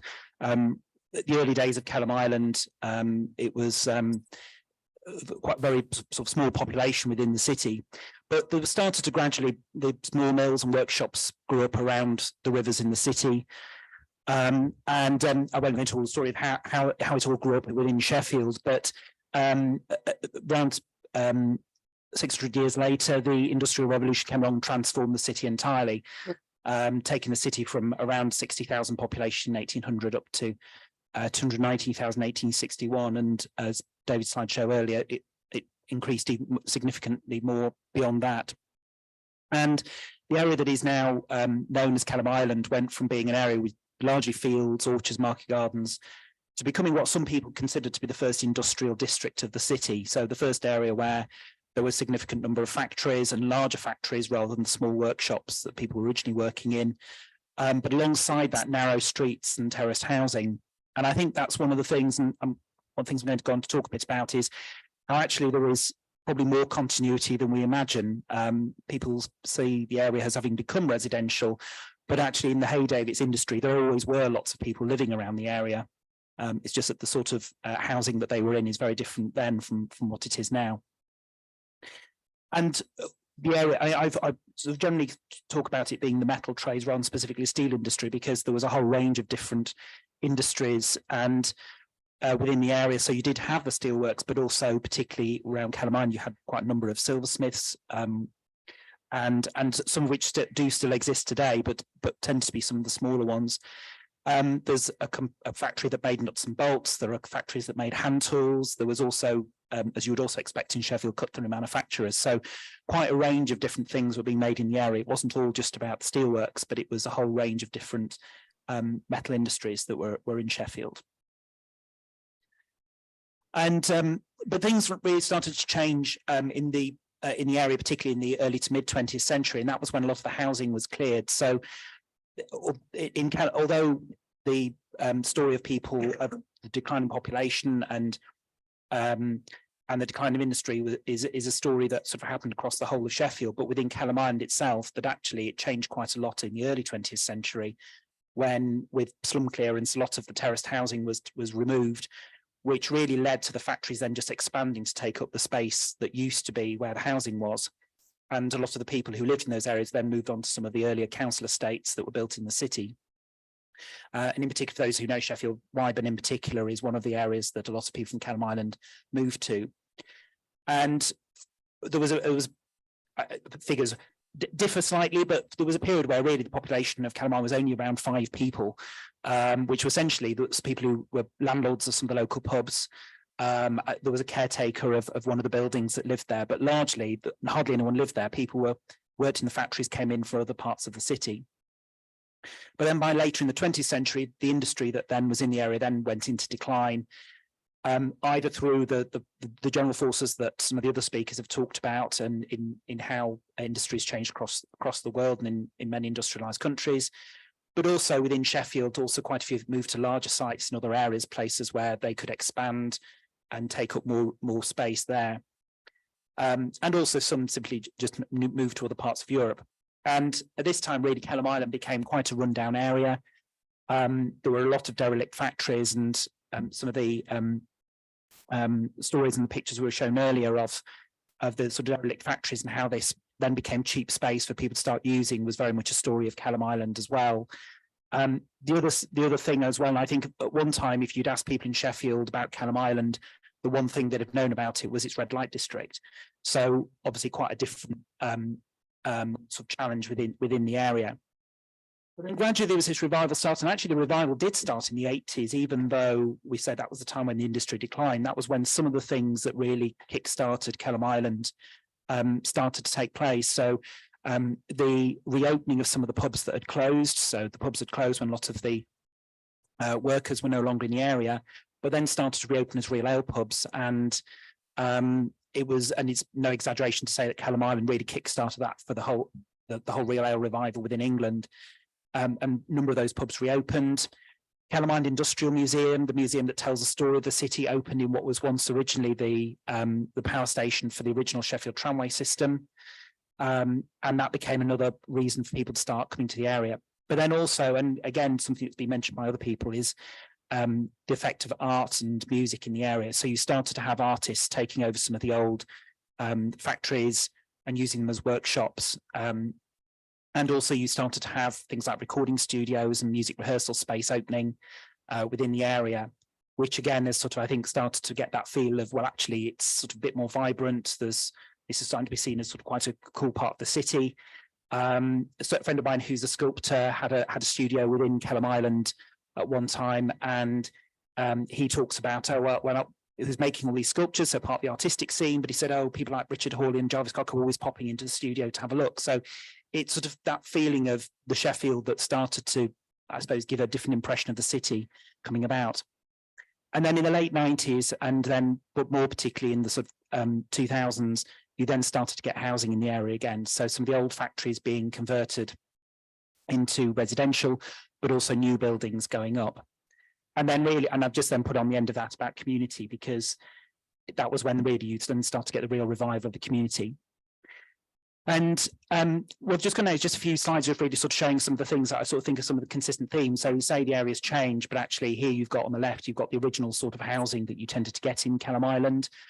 This is some housing along Green Lane, which runs straight through the middle of the area, which was then cleared in the early 20th century. But on the right, you've still got a heritage building, you've still got a historic building, very much part of its industrial story, but that is now apartments. And that was one of the first buildings that was converted, and is one of the things that made Kelham Island become the success that it has been. And here a little bit about some of the industry and some of the business that's in the area. On the left, you've got the traditional manufacturers. It's a photograph from inside Cornish Place, which was the building that I showed before with the modern apartments in.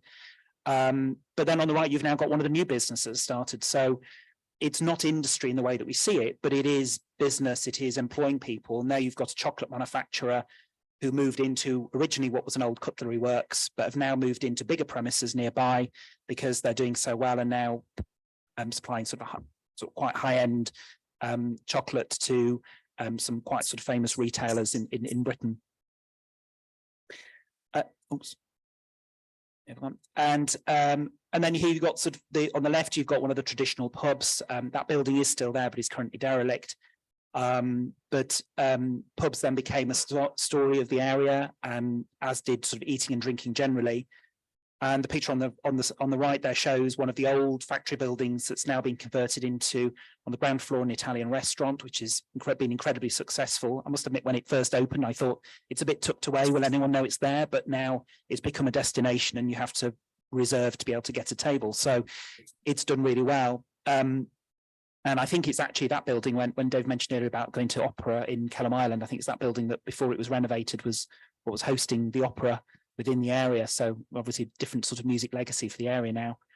But also I think interesting with that picture as well, you've got some of the very modern housing that's now going up. So it's not just the old buildings, but the modern buildings are designed in a way to try and still reflect some of that heritage in terms of the materials that are used, the colours that are used, the shapes of the roofs and that sort of thing. And talked already a little bit about sort of artistic and creative legacy from the area.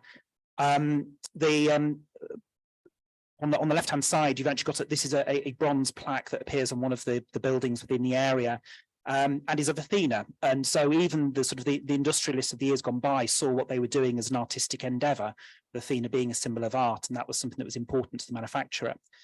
And to the right of that, you've got a candlestick holder. So again, very sort of creative thing. It wasn't just about sort of mass manufacturing and large scale steelworking. It always was a creative initiative.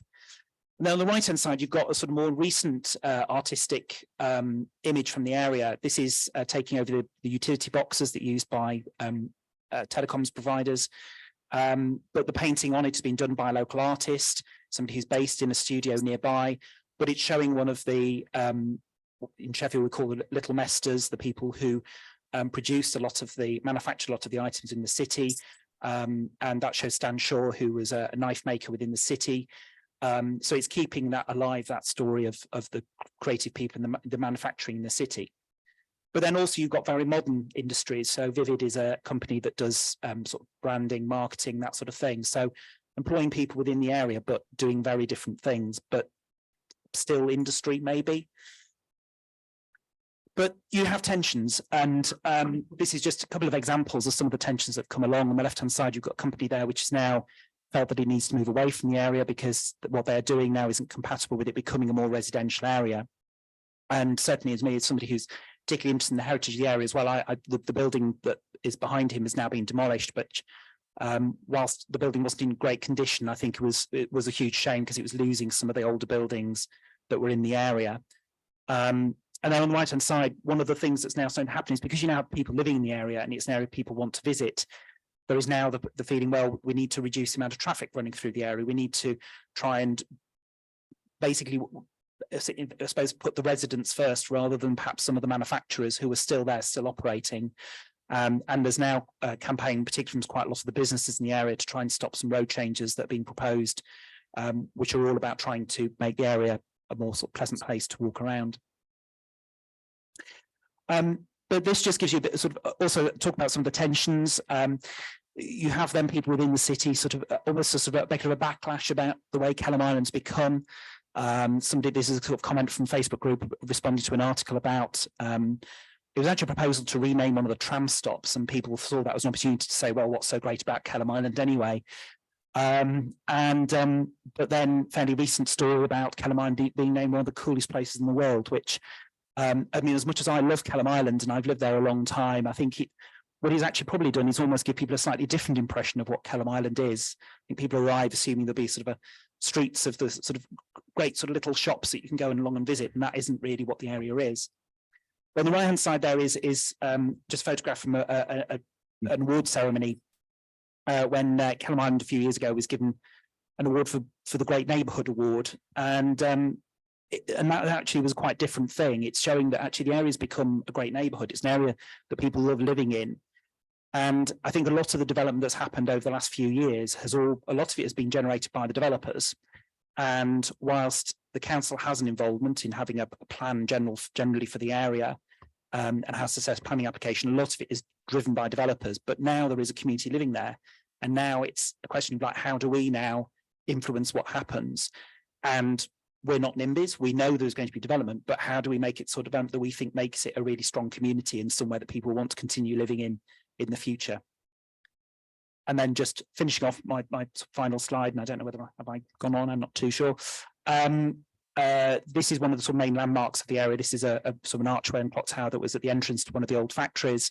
But now on the sides of that, you've had added to it a bar and restaurant. You've got retail space, but beyond it, some of the new housing that has opened up in the area. So that's my part.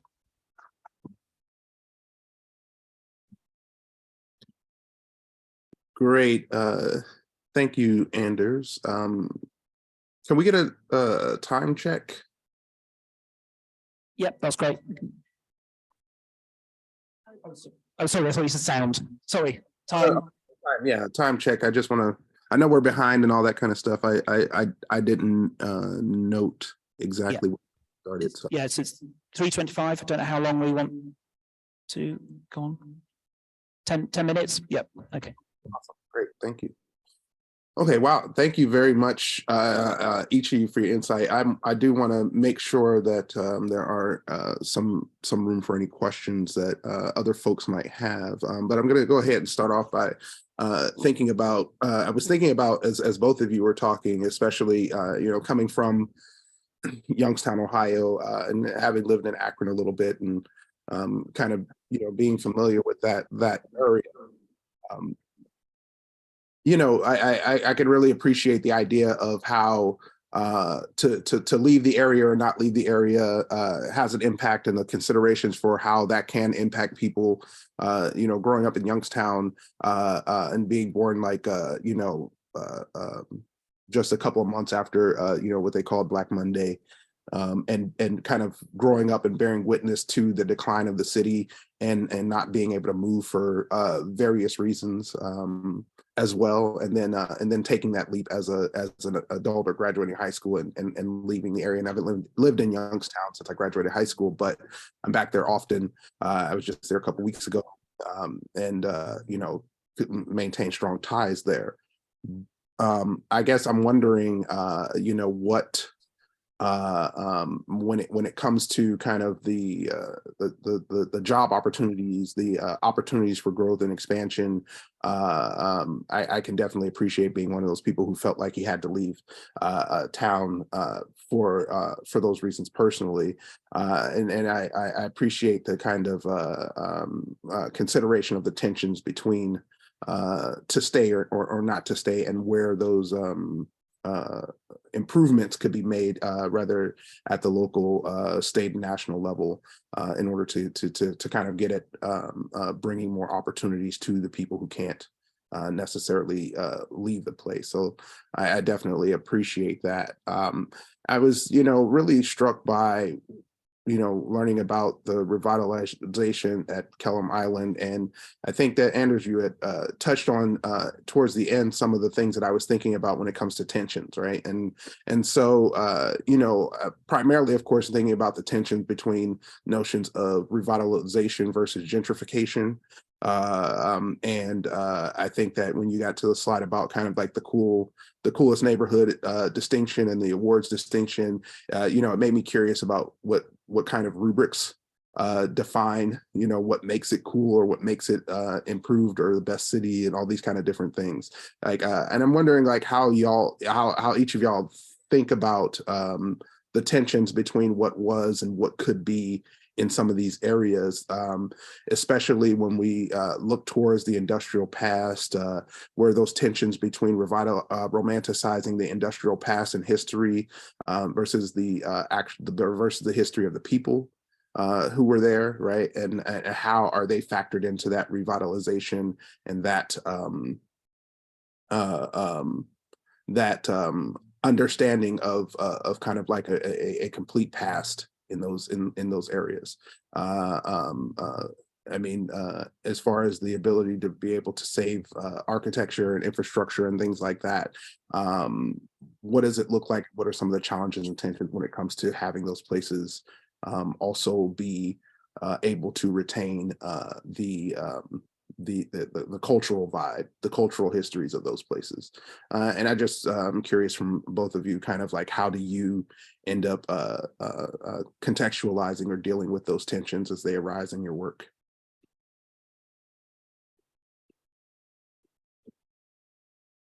Shall I go first? Sure. Obviously we've talked. Is the sound all right now?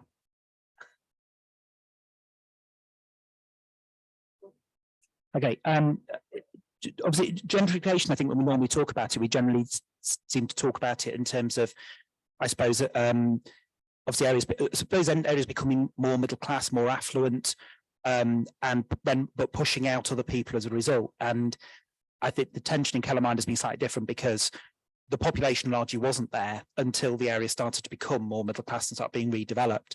The tension has been more with the businesses that were still in the area, some of which, and I think there probably is a different hierarchy. We might not talk about it, but I love the fact there are still a few people doing traditional businesses, still somebody as a silversmith, there's still some of the small scale manufacturers there, but actually the people who are, I think, objecting to quite a lot of the changes now, it does include some people still doing traditional trades, but also includes things like who run garages and people who have there's all sorts of different workshops, and so perhaps we don't value them as much because they aren't part of the history of the area, but yet they are the people who've kept working in this area for quite some time. One thing that's very notable as well when the recent census came out, so the census was done in 2021, and the results from that show very much that Kellam Island is now quite sort of an affluent enclave surrounded by quite a lot of less well-off areas. I would argue that the success of Kellam Island hasn't been what has affected those areas, and those areas also need to be revitalized, and the challenges there are probably very different from the challenges that there are in other areas, which is, we've talked quite a lot about the communities taking the lead, and there are some very strong community groups in those areas, but that's probably where that needs to go. But I think there's been a little bit of resentment towards Kellam Island because it's seen as being all the focus on it because it has this label of being cool. So the focus has been on Kellam Island, when actually I don't think that it's the regeneration of Kellam Island is what has stopped other areas from becoming more affluent and increasing the number of jobs and opportunities in those areas as well. And Dee, just to add to your question, I think it's a great question because that tension is very real and it's always there. I was born in 1972, so My earliest memories are still of some rubber factories being in operation, but I would say by the time I was 10 years old, that industry was largely gone. And the history of my family, my great-grandparents, one side of the family came from Sicily, the other side came from Hungary. And they were, they came here to work in those factories. All of my grandparents at one time or another worked in rubber factories. And so I think I'm probably the last generation where people have a living memory of those factories still being open. And I think it's always a fair question about, well, what does that time in the city's history have to do with people who are, say, younger than 45 or so?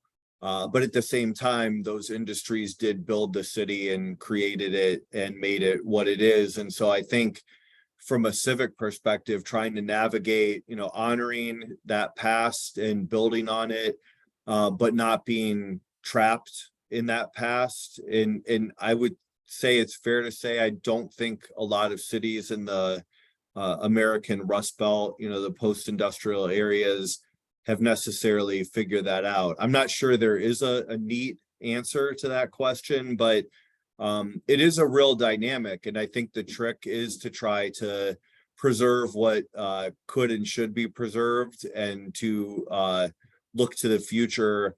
And going back to what I said in the short presentation, I think that is, for a lot of these cities, especially the mid-sized and smaller cities, that question of like, well, what are we going to be now? It looms very large. And I think like every place does need an identity of some kind. And I think for a lot of, whether it's Youngstown or Akron or Flint, or Gary, or a lot of the, mid-sized cities throughout, the Midwest or Northern England, it is that question of, what will we be in the future? And I think the places that can figure that out will, that's an important piece of the puzzle. But I would be lying if I said I had, the answer to that question.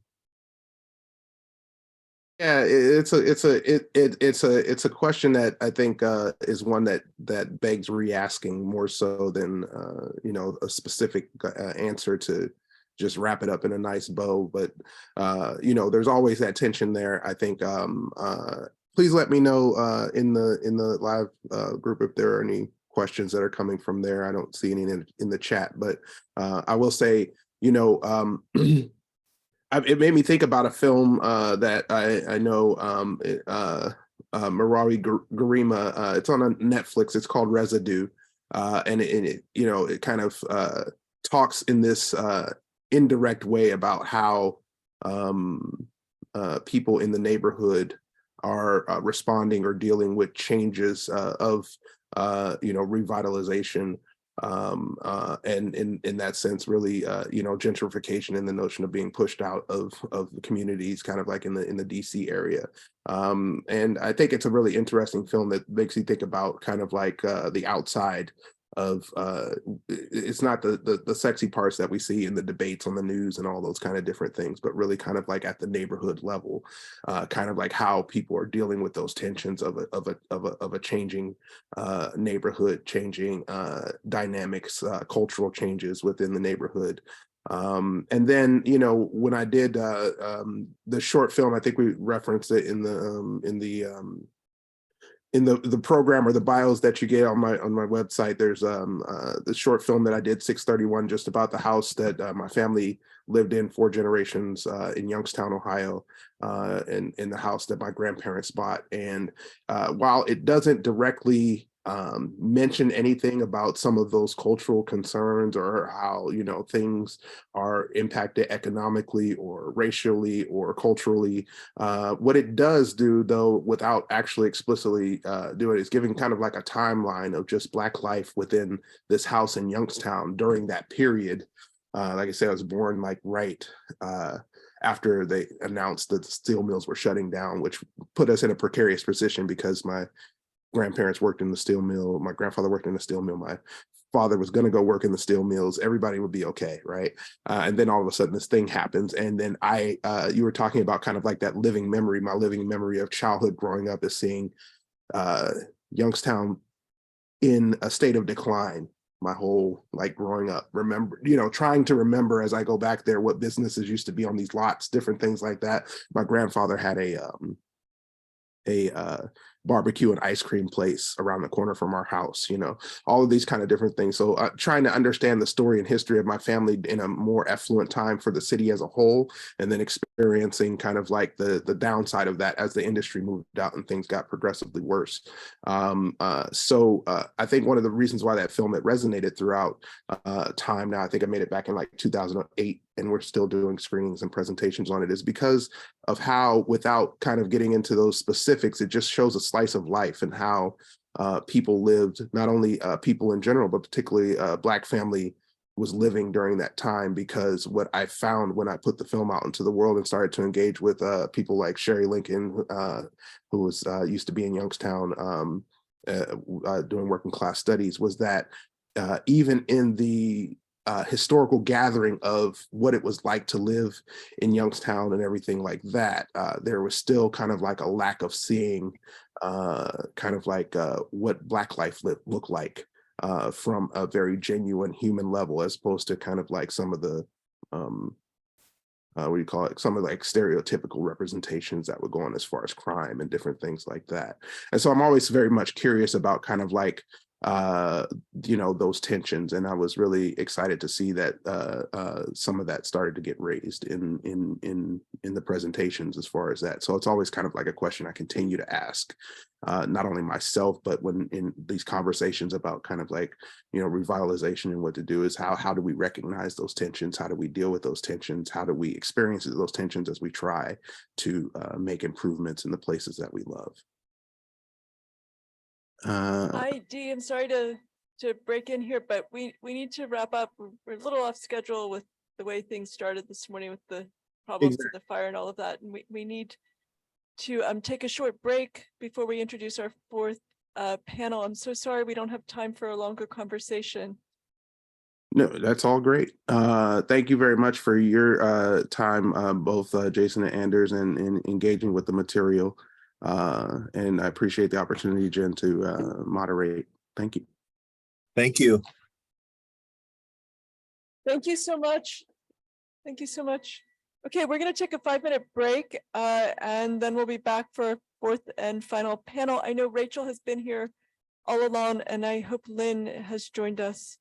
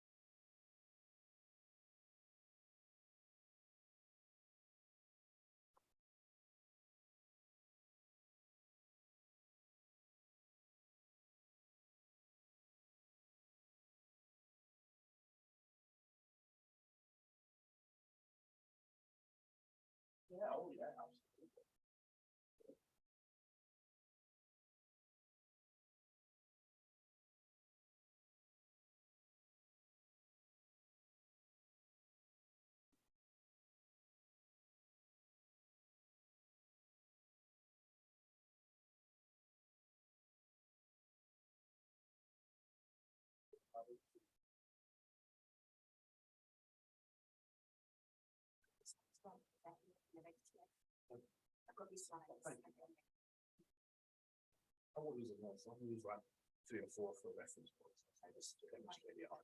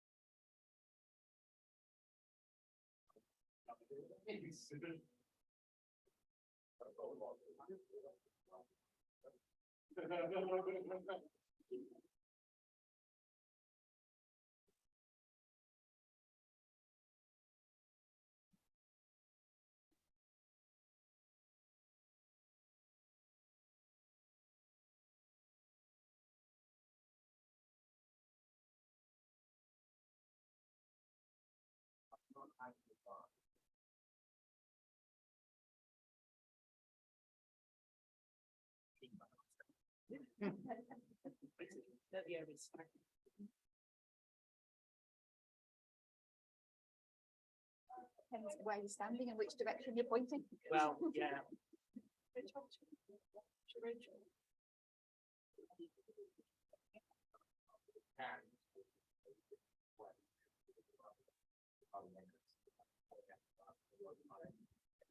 Rachel, can you unmute for a second? Hi. I'm here. Oh, okay. Is it working okay?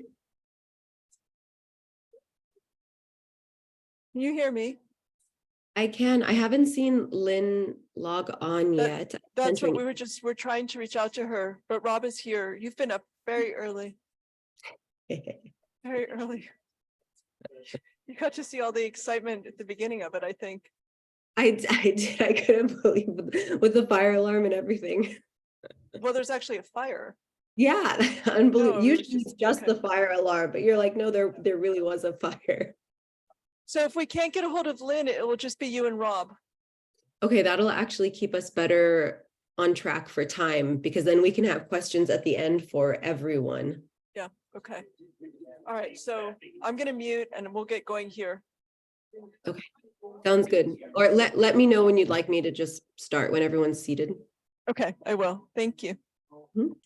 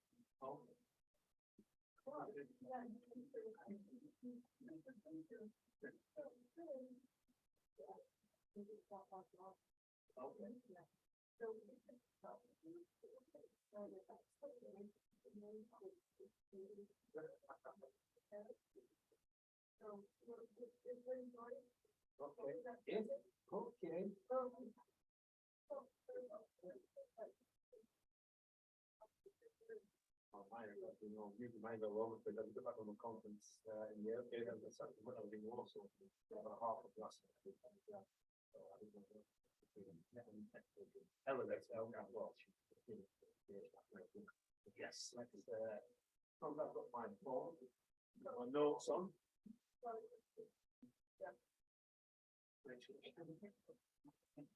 Okay, everybody, we're gonna get started with our final presentation. Yeah.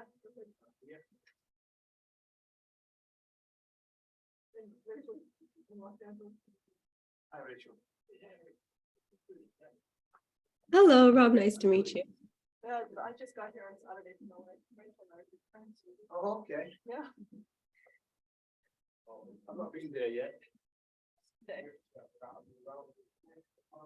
Everybody, we're gonna get started with our final panel. Everybody, thank you for staying.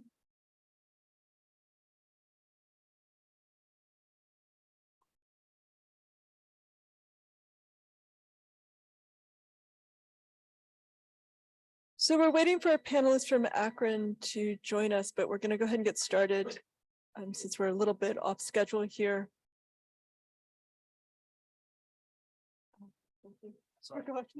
Too many things to keep track of. Okay, so our fourth panel here, final panel for today is titled, Let's Get This Bread, Work Opportunities and Supportive Services as a Social Safety Net. Rachel Schmidt is our moderator. Rachel is an art historian, curator, and the former director of the University Art Museums at California Lutheran University. She is a doctoral student in the Cultural Studies program at Claremont Graduate University. So Rob is going to be our first presenter, and Rachel will do the bio. And if our second presenter is able to join us, Rachel, I'll go ahead and let you know. Sounds great. Thank you, everyone there. And thank you, Rob, for joining us. I'm going to go ahead and keeping an eye on the time, we're going to push a little bit, but I'm hoping that we'll still have time at the end for questions from everyone, but you can feel free to also put questions in the chat. And I'm going to go ahead and introduce Lynn on the chance that she's able to make the connection and come in. So Lynn Puryear is the Vice President of Workforce Development of the Akron Urban League, where she and her team focus on connecting job seekers to employment opportunities. And here with you in person is Robert Cotterell, and he is the chair of the Sheffield and District African Caribbean Community Association, which is an organization that centers on community development and well-being through volunteering and working in the public sector.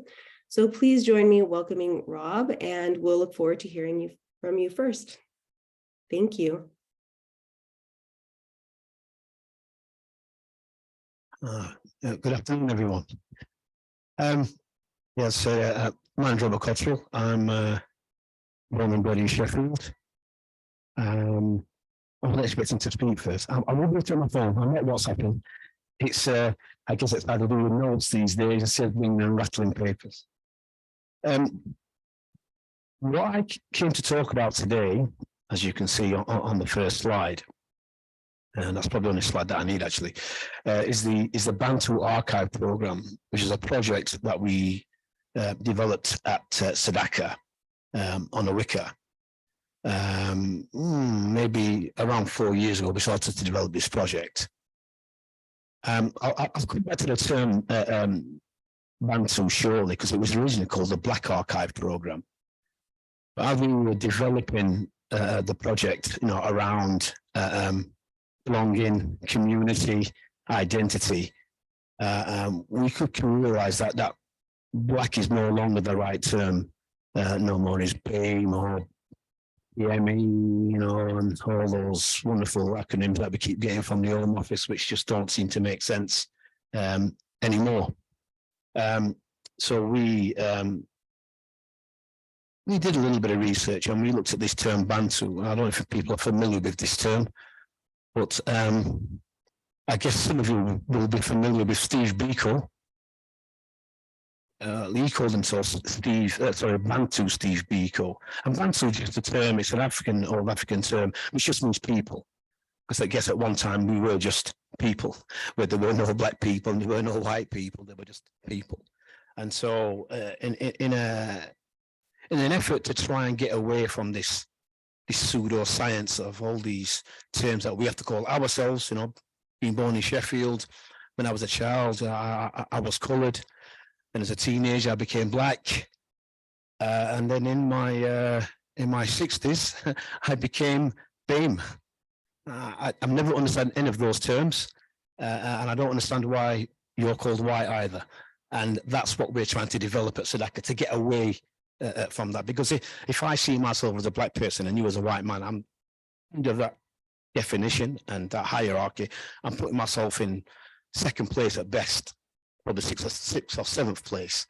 And I can't accept that about myself and about my family, about the people that we've worked with to create this archive. So that's where that comes from, and that is something that we've been engaging with University of Sheffield and Hamilton University and the local authority about how we should be referred to and why. And a bit like what the Jewish community has done since World War II. What the LGBT plus community have done in very, very recent times, they've created their own narrative, and that's what this is the beginning of. So that was just a little explanation there. Now the archive program, it's simply about our people telling their stories about their journey to and through Sheffield. Because you won't have to look for too long before you realise that there isn't much recorded about our lives here in this city. And some of that is about our age-old traditions from Africa, about us having, we have an oral history, not many people wrote things down in ancient times, but that history was still there, our record was still there in our being. So we're, now recording that, asking our elders, how and why they came to this city. And once we started to look into that, then other things started to unravel. And I'll come back, because one of the things I want to talk about is Sheffield's role in the slave trade, which is quite interesting, but underwritten and not talked about as much as it should be. But why did we think that this was important? Well, before we had a conversation with Roots and Futures and Lizzie there and a wonderful project which we partner with, we lost my thought there. This happens when you get to my age. You can laugh at the back there, but it'll come to you in time. Hold on. Yes, sorry. We started doing some research and realized that for some reason, University of Sheffield, Sheffield University wants the Polytechnic, local authority, didn't know the media, the Sheffield Star, BBC Radio Sheffield, didn't seem to have much or anything in their archives about us. And I remember as a child, we kind of, and right through to today, if we appeared in the Sheffield Star, for example, it would either be on the back pages, the sports, or on the front pages as criminals. We didn't feature in the, in page 4, 5, 6, and the centerfolds that the Star do sometimes about community, etc.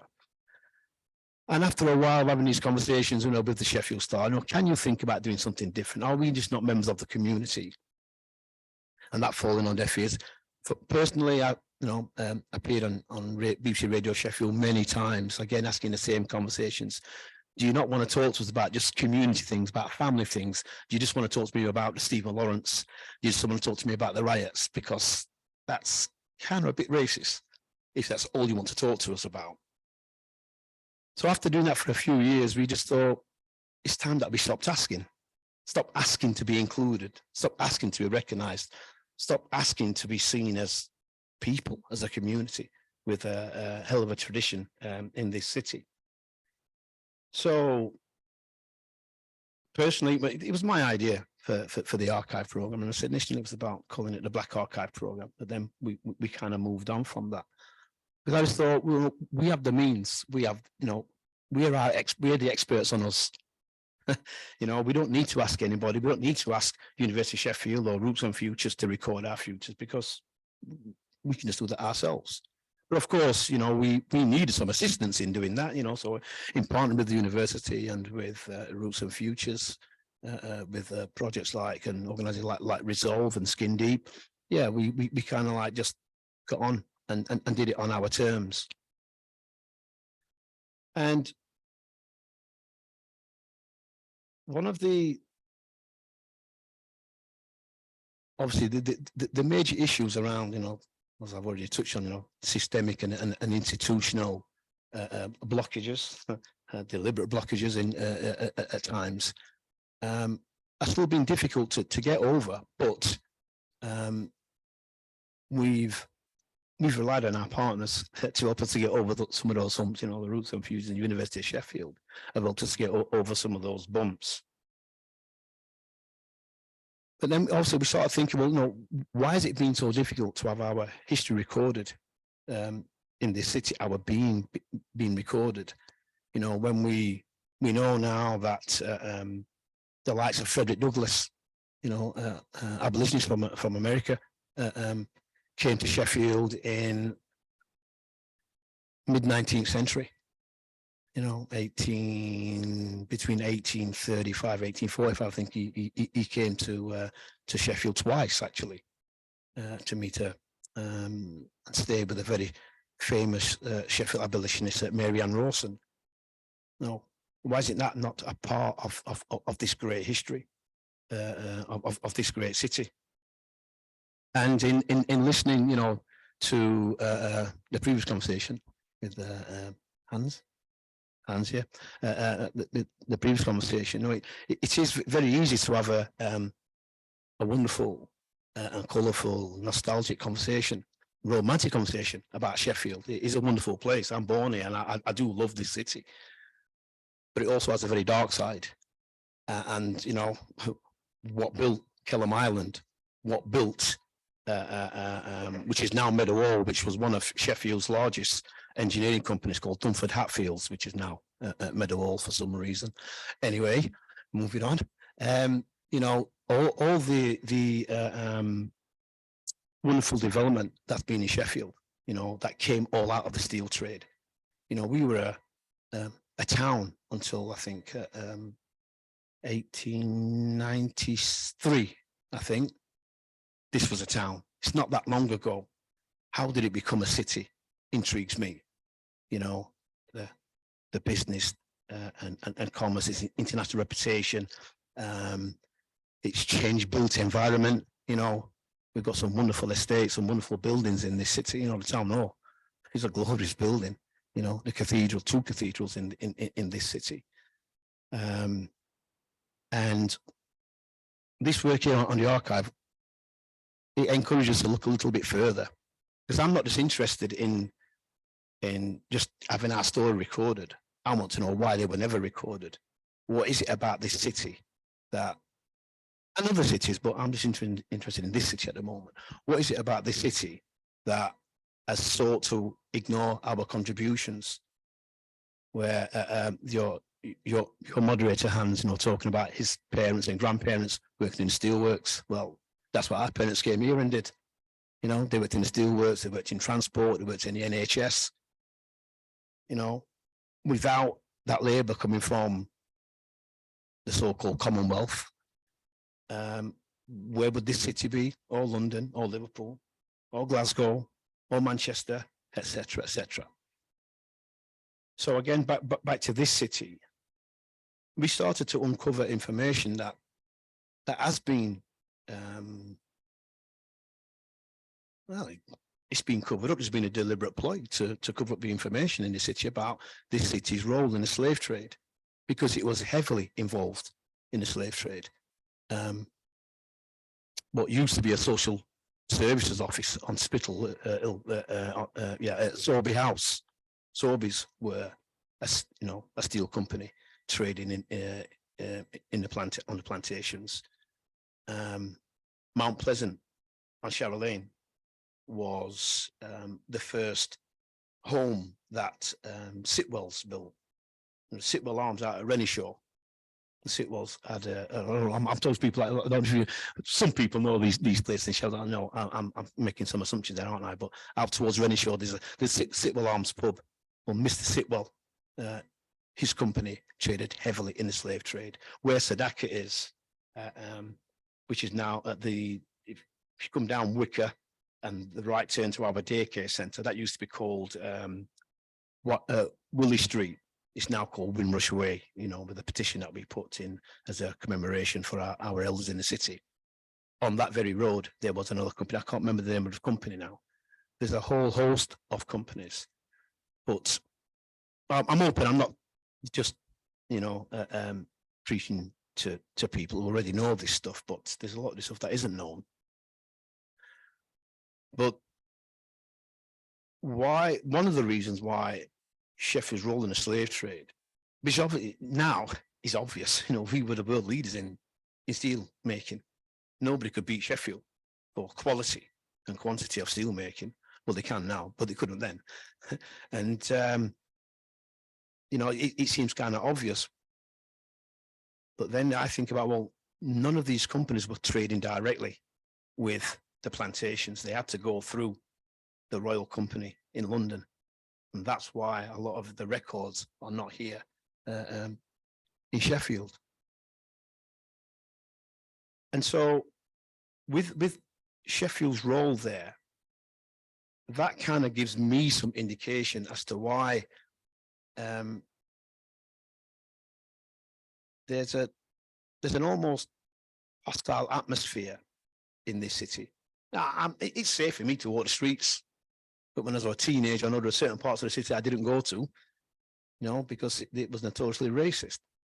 You know, in a physical way, you know, we went to certain parts of the city, we had to run. The Low Edges was one area in particular. That was, you know, I'm talking about mid-1970s. But the hostility now is about the things that don't happen and the things that we can't get, you know. The things we can get is arrested 6 times more likely, to be sectioned under the Mental Health Act more likely, to be imprisoned for an offence that Hans may get community service hours for. These are facts in this. I said Hans as a, you know, as a, you know, as a white man. Black boys are more likely to be excluded from school, and also more likely to go to youth custody, you know, 5-6 times more likely than a white youth. These are something, I mention these things because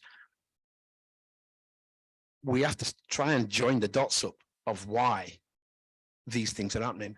Why is it that a black woman in Sheffield, or indeed across England, Scotland and Wales, why is it that a black woman will go into hospital just to have a baby? I said just have a baby, I'm a man.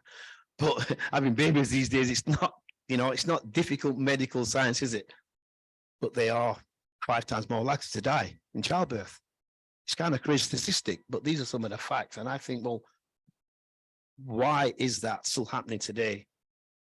And for me, it is about how we are still disregarded in so many things.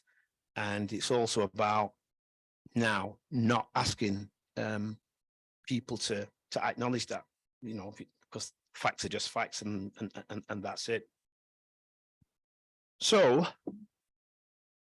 this archive program, you'll see some photos there of some of the people that we've interviewed. Well, we haven't interviewed Henry Wharton. I wish we had, but we've not interviewed. So actually, I think these are some of the stock photos. The 1/3 from the left at the top, those are some of the Windrush generation. And in approaching some of these, I think Oh, I'm looking. Didn't want to be turning my back. Yeah, the lady in the bottom left of the third photo alone is Lynn. Her name's Lynn Bent. She's been in the city since the 1950s. When we approached Lynn and others to ask them to tell us how and why they came to this city, what was their journey, you know, physically and metaphorically, but what was their journey, what made them come there? The first response is, I don't really have a story to tell you. I said, of course you do, it's your life. You know, you might think it's a simple story, but, you know, I know, like, for example, when my dad, well, he ended up in Sheffield, he came to, on a boat, he was on a boat for 6 weeks from Jamaica. I think he went to New York first and then came to Southampton, and he came with his father and his uncle, his father's brother. And they worked on London Transport initially. So I don't know, again, if you know some of the stuff, what happened with the Rimrush generation, but you know, when they got off the boats, they were just directed to the bus station and they were just holding onto buses, and whenever that bus stopped, that's where they got off. My dad was in London. He worked on London Transport with his father and his uncle. And then they heard that, or they were told that the people from their part of Jamaica, which is Trelawney, which gets its name from somewhere in Cornwall, but Trelawney, which is the next county on the north coast from Montego Bay, they were told that their people were in Huddersfield. So we just left London, you know, this is 1957, just left London and went up to Huddersfield. That must have been a culture shock even in them days, leaving London to go to Huddersfield. And when he got there, the Jamaican fellas there said, no, your people aren't here, they're in Sheffield. And that's how we ended up in Sheffield. Came to Sheffield, just like that. And, you know, the first thing he had to do was obviously buy some winter clothes and some waterproof footwear, which he wouldn't have needed in Jamaica. And he got a job in a steel company called Jessup Savills, which is, well, the company's gone, but the facade's still there. And if you're driving towards Meadowhall, past BMW and the big sorting post office, and you're driving towards Meadowhall, as you go straight ahead and the road, as the road just swings to the left before you meet the road to Meadowhall, there's a stone facade in the right-hand corner. That's where my dad worked. And the next thing he had to do was to get accommodation. And in a room, maybe 6 yard by 6 yard room, well, there were yards then anyway, you know, there would have been maybe 5 bunk beds in there with, you know, both bunk beds taken up, you know, one fell on the bottom, one fell on the top. Down the hallway to the bathroom or to the toilet, there would have been a kerosene or paraffin heater, which used for heating and for cooking. Very dangerous, because in that room there would have been at least 20 men, would have been all men. And what happened was, that's you know, so you know some of this story. What would happen is that when my dad was on the afternoon shift, going out to the afternoon shift, the morning shift would come in and occupy those beds. When the morning shift were going out, the night shift would come in. And these landlords, you think you might have only heard of Rackman as a notorious landlord, but these landlords were all over the place in Sheffield and everywhere we were, you know, in all the industrial areas. Yeah, and getting 30 loads of rent for one room in a house is how our fathers lived. My mum was a little fortunate. She had an uncle in Nether Edge when she first came here. My parents met in Sheffield. And so that's just a start of my father's story. And I know, obviously, I know a fair bit because he told me. And there are hundreds and thousands of these kind of stories that we want to have recorded on paper, on audio. You know, there's a YouTube channel and also a SoundCloud channel that you can easily access. Can you flip? I don't know how many it goes because I don't know this presentation, but keep flipping until I say stop or go back.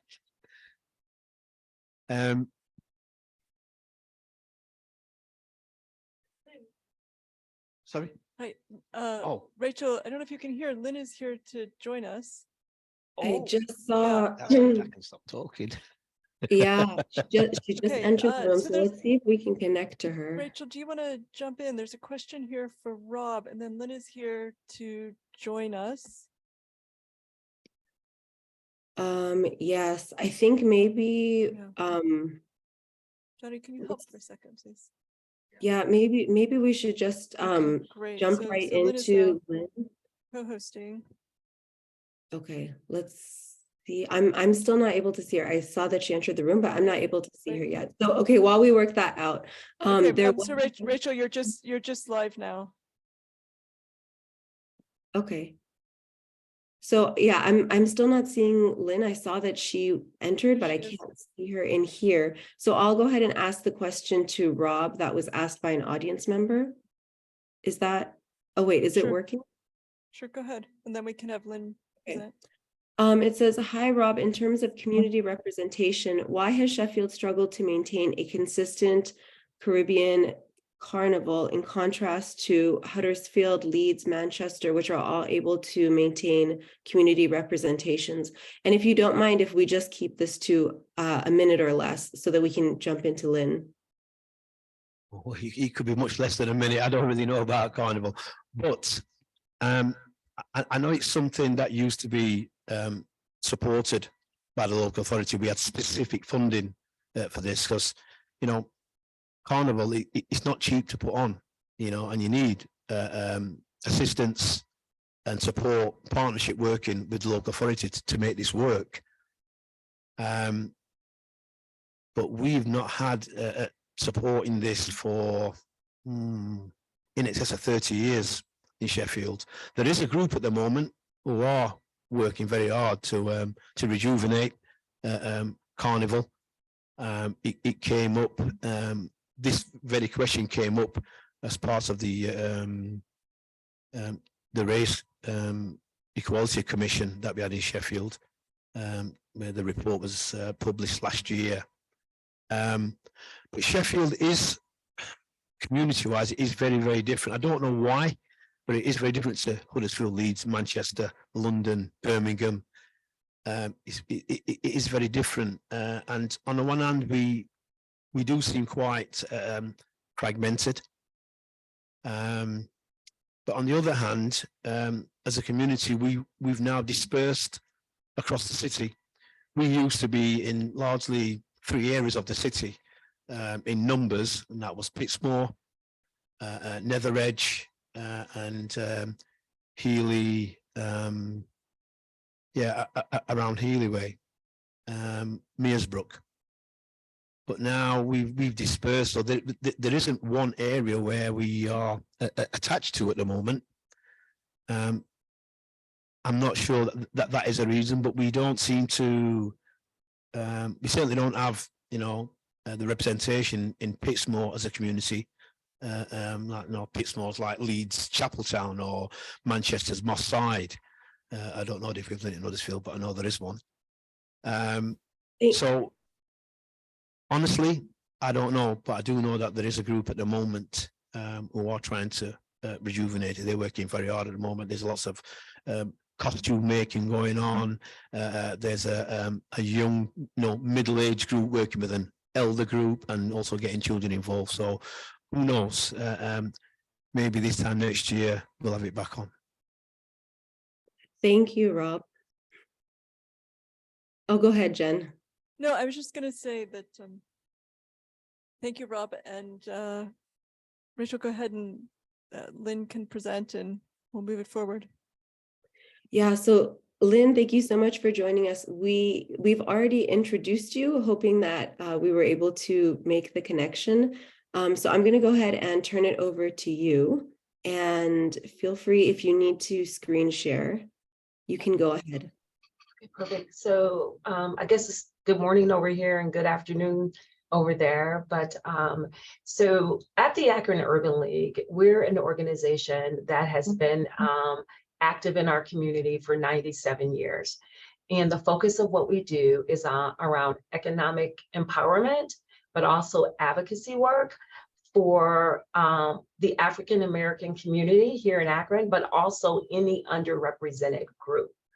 And really the focus of our time, and I don't have slides, but really what we do, and I'm of course here to answer any questions, is really provide citizens of Akron, those that are marginalized, with the tools that they need to be successful. And that includes folks that are participating in the workforce development or looking for a job, let's just say, but also individuals that are trying to start their own business and maintain their own business. And so I guess what I would say, what we are seeing in our community, especially after COVID, but just in general in Akron. Akron was really a big city around the rubber industry, also around the steel industry. And we really had to look at how do we recreate ourselves back then, but also how do we continue recreating ourselves, right? To make sure that the folks that we serve are getting the opportunity to basically be self-sufficient. And so one thing that I found very interesting, and I've been with the organization for 2 years now, but I volunteered for this organization for over 20 years, is the work that we're doing with individuals that are receiving cash or food assistance from our county government. So we recognize that that could be a cycle, right? A cycle where families never get out of poverty because they're relying on those benefits. And so we've put together a program working with our county government that allows those individuals to gain employment. But as they're gaining employment, they are also losing a ton of benefits. So a lot of times it doesn't even make sense for them to work. And I just did an exercise with Bridgestone Firestone, where their executive team came over, and I gave them a scenario where there was a single mom of 2 that worked part-time, making $11 an hour. And she got food assistance, she got housing assistance, and she got childcare assistance. Well, when she went through training and started making $19 an hour, all of those benefits went away because she missed the mark in terms of the threshold.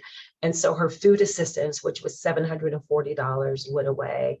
Her childcare assistance, which was $542, I believe, went away. And then her housing skyrocketed, where she had to pay almost all of it, all but $12. So she ended up losing, by going to work, roughly $1,500. And so how do you help those people or encourage them to stay on the path to self-sufficiency when you see that the scale doesn't necessarily work to their advantage? So we do a lot of work around that. And how do we support those individuals? And primarily, a lot of times, they're single women with children. But the program that we put in place allows them to keep those benefits for 18 months after they get employment, and to help them with some of the things that might happen in those situations, like your car breaks down. So how do you get to work? Or do you just not go to work and then you lose your job because you're still relatively new? Or how do you navigate childcare? So that is the one program that we have that really helps the community. But then on the other side, for small business owners, we do the exact same thing, right? A lot of times with small business owners, your payroll is really no one, right? Because your family helps you get the business off the ground. They're not being paid necessarily, especially when they're your children or your spouse. So when funding becomes available and you have to have people on payroll, you're not able to show that you truly do. So a lot of those ARPA dollars that we received from COVID, a lot of small businesses did not get to take advantage of those because they were the only one on payroll. And typically you had to have 3 people on your payroll to take advantage of that. So we did a lot of advocacy work around that to make sure that even though they didn't get that first round of funding, that we pointed that out to our government officials, and we were able to pull together some smaller pots of money so that these folks could take advantage of it and help their businesses grow because of it. A lot were impacted by COVID. Some are still on the brink of just holding on post-COVID. So being able to help in that way, I think really are helping our businesses stay afloat. We also spend time putting together events. So, and we did this partner with Huntington Bank to do this, where the community got money that was fake money, but up to, I think each of these small businesses got up to like $1,000 that we could spend at a fair buying their products. And really, that just really meant that Huntington paid these $1,000, but it gave us the opportunity to make sure that others in the community knew about these small businesses and hopefully would continue to buy from the small businesses, even when there were true dollars attached to it.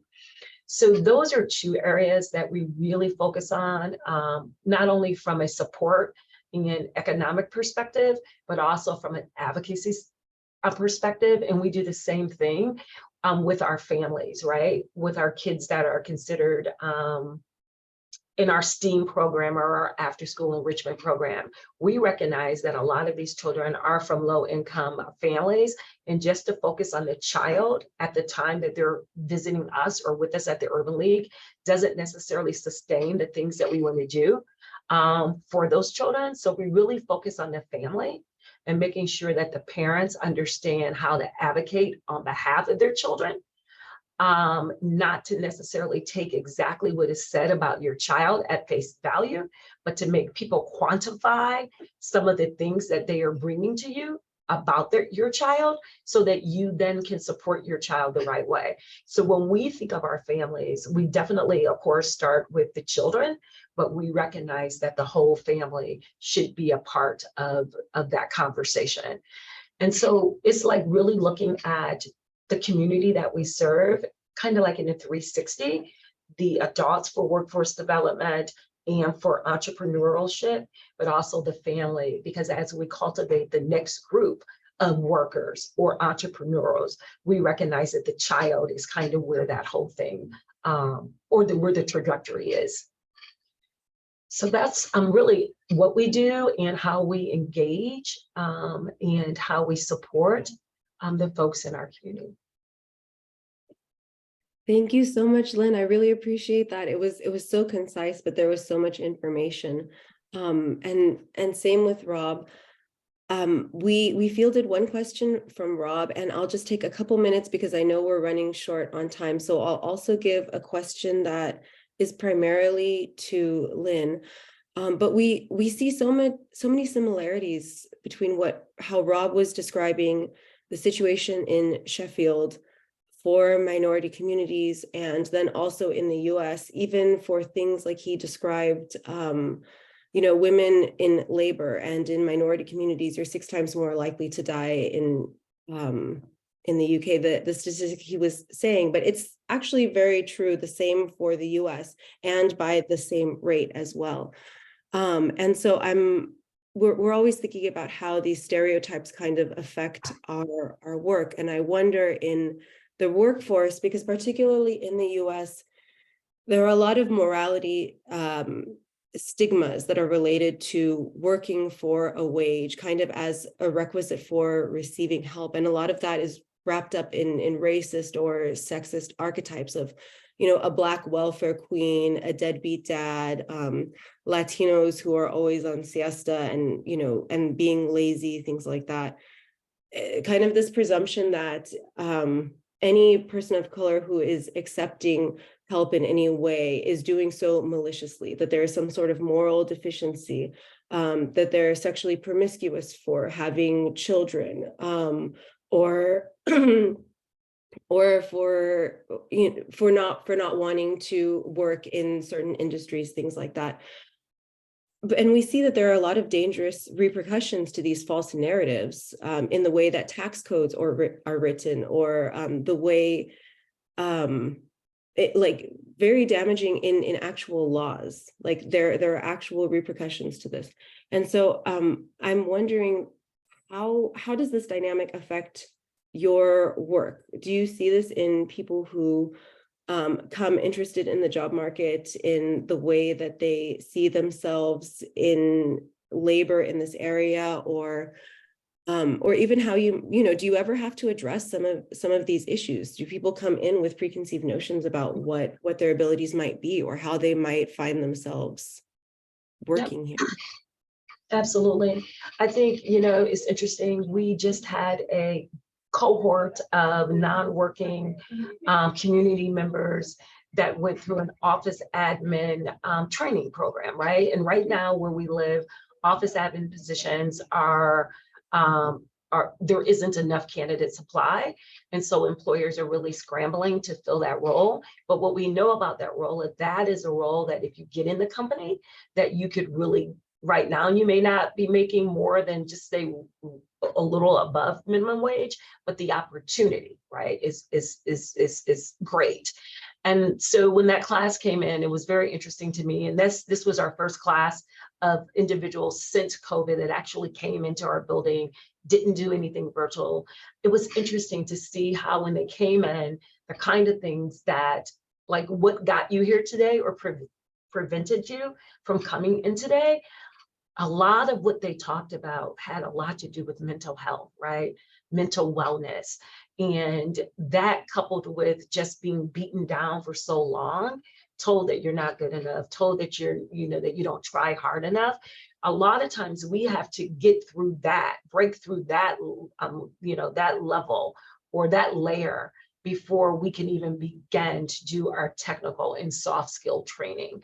And so we are really cognizant of kind of like with a kid, right? When they go to school, they can't even learn until they get some of their basic needs met, so that could free them up to be open to learning or even, physically able to learn. We're finding the same thing with the adults that we actually train. And so we're beginning to spend a lot of time and resources around that mental health piece, because a lot of it has to do with just the way that society has treated these individuals for such a long time. And with the reckoning of COVID, we recognize that mental health played a big part into how people survived COVID. So we see that as an opportunity for us to make people or help people move forward quickly. Thank you so much. I really appreciate that answer. And we have another question for Rob, but I'm going to go ahead and turn it over to Jen. And that way, she can wrap up if we do have time for additional questions, but I'll go ahead and turn it over. But thank you, Lynn. Thank you, Rob, so much. I really appreciate these talks. They were wonderful.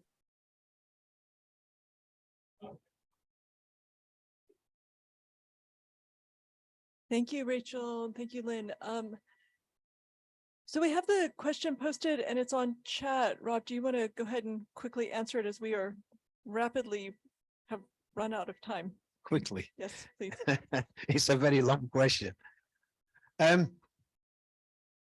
Is there any intentional refusal of the institutional practices? Well, there's not an actual refusal in institutional and structural processes, because I think these things happen because the system's set up that way for it to happen. Now, we may think that we're more sophisticated in our way of thinking, and we might think ourselves as more fair, Sheffield, known as, a very green city and the city of sanctuary. It all sounds great, but the institutions and the structures are designed to exclude people. It doesn't just exclude people like me. If you live on, where I was raised on the north side of the city in Parson Cross, you don't get a lot of favour there. Or, just of the city centre, Wyburn Manor, but these structures are as designed, and they work very well. Can we change the institutional structural processes? Yes, of course we can. But the people, the powers that be, within this great institution here, the University of Sheffield, or Akron University, or the town hall, or the police, or social services, or the NHS, do they want them to change? I'm not sure that they do. They chip away at little bits. I'm just being a realist. I'm not an academic. I'm not in employment. I took my early retirement, so I've got nothing to defend. But this is the reality, because when I worked for the probation service for a great part of my career, I couldn't have these conversations in certain places. I had to be very careful. I couldn't have these conversations on Twitter and any kind of social media, because but this is the reality. You have to get out of these institutions to be able to talk about them in real terms. And so, no, nobody in the town hall is going to refuse to do anything that is now, seen as discriminatory or as exclusionary.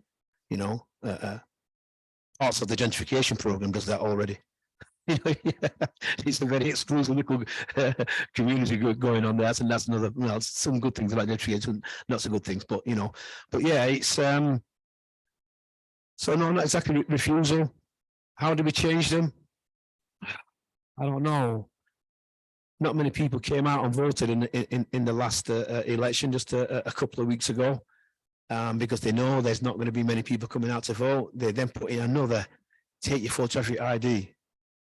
It just excludes more people from wanting to get out there and actually try and change things. That's what that was designed to do, and it works very well. So I think, what was it? It was about 13%, I think, turned out in Sheffield, I think, to vote. I think something like that. Anyway, it doesn't matter. Not big numbers.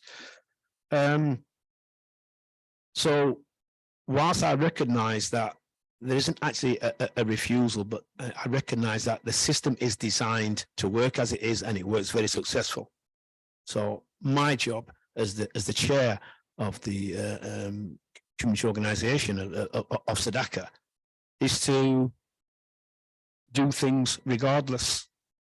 Create our own systems, create our own processes. Like my colleague here, Lynn. I guess Lynn and her colleagues have stopped asking the powers that be to pay our people more money, to give them training, to make sure that they go to a school where they can come out and they can start projecting their future from 12, 13 years old, like some young people do. No, we have to stop asking. We've stopped asking at SEDACA, and we just get on and do what we need to do. And we see how it goes from there. We've got a long way to go, because we've only just started to think in this way. But some of the things that are happening today were designed way back to make the plantations run. And some of those things are still happening today. And so, just quickly, I know you're trying to finish off here, but just quickly, why do black women die at 5-6 times the rate here in England and in America and other places? If you had representatives from other countries, we probably find that it's a similar thing. It's probably a similar thing in Canada. Why does that happen? Because, the practice will continue as, I looked him up because I just couldn't remember his name. But if anybody doesn't know James Marion Sims, if you don't know that name, look him up. James Marion Sims. He was born in 1813. He's widely regarded as the godfather of gynecology, where he operated on women on the plantation, and I think Irish women too. Irish women too, well thought of in those days. They were with us side by side on the plantations for a while, and he developed the whole school of gynecology by operating on African women without anaesthetic. And this is where the problem comes from, and it still happens today. So even today, a woman of African descent will complain to a midwife or to the doctor or to the anaesthetist saying, "I'm in a lot of pain. I need something." And they turn on and say, "Oh, you're all right. You're of African descent. Your pain threshold is much higher." Well, yeah, and then it kills him. So whilst it's being killed is 5 times the rate, because this came from this Sims guy who operated on black women. And I always go back in history, because without the history, then we can't understand what's happening today. And it's really that simple. And so in an NHS hospital in England in the 21st century, black women are still dying like they were on the plantations. It's quite simple. You got to not forget those stories, but people that want to have that conversation, because they think, well, we're more sophisticated, we're modern, we're more humane. Well, actually, you're not. That's a real conversation that we must have, and we must not stop having it until those institutions and those structures are no longer look like they do today. That's the bottom line. I want to give Lynn an opportunity to respond if she'd like to respond quickly. Yeah, absolutely. 100% agreement. Taking it on, not waiting for someone else to basically lead the charge, but we lead the charge is definitely key. And what we're seeing around the inequities in healthcare and the feeling that that when someone complains about an issue, whether it be pain or whatever, that a lot of times it isn't taken seriously. And as a result, people are dying. We can point to a number of examples where that happened right here in Akron, but I feel like advocating, and when it happens, taking and making sure that the powers that be are aware of it case by case is the only way that we're going to be able to start seeing some changes. Because when they see it as a group and they can't see a specific family or individual impacted, it's very easy to turn your eye to it. Thank you, Lynn, and thank you everybody for sticking around and participating and dealing with all the bumps with the technology at the beginning and the fire and all of that, and these great comments, and I really appreciate it. I have to say I'm absolutely exhausted and all I've done is jump up and down off the stage today. So thank you, Lynn, thank you, Rachel, thank you, Rob, and everyone else who spoke today. And I hope something comes out of this.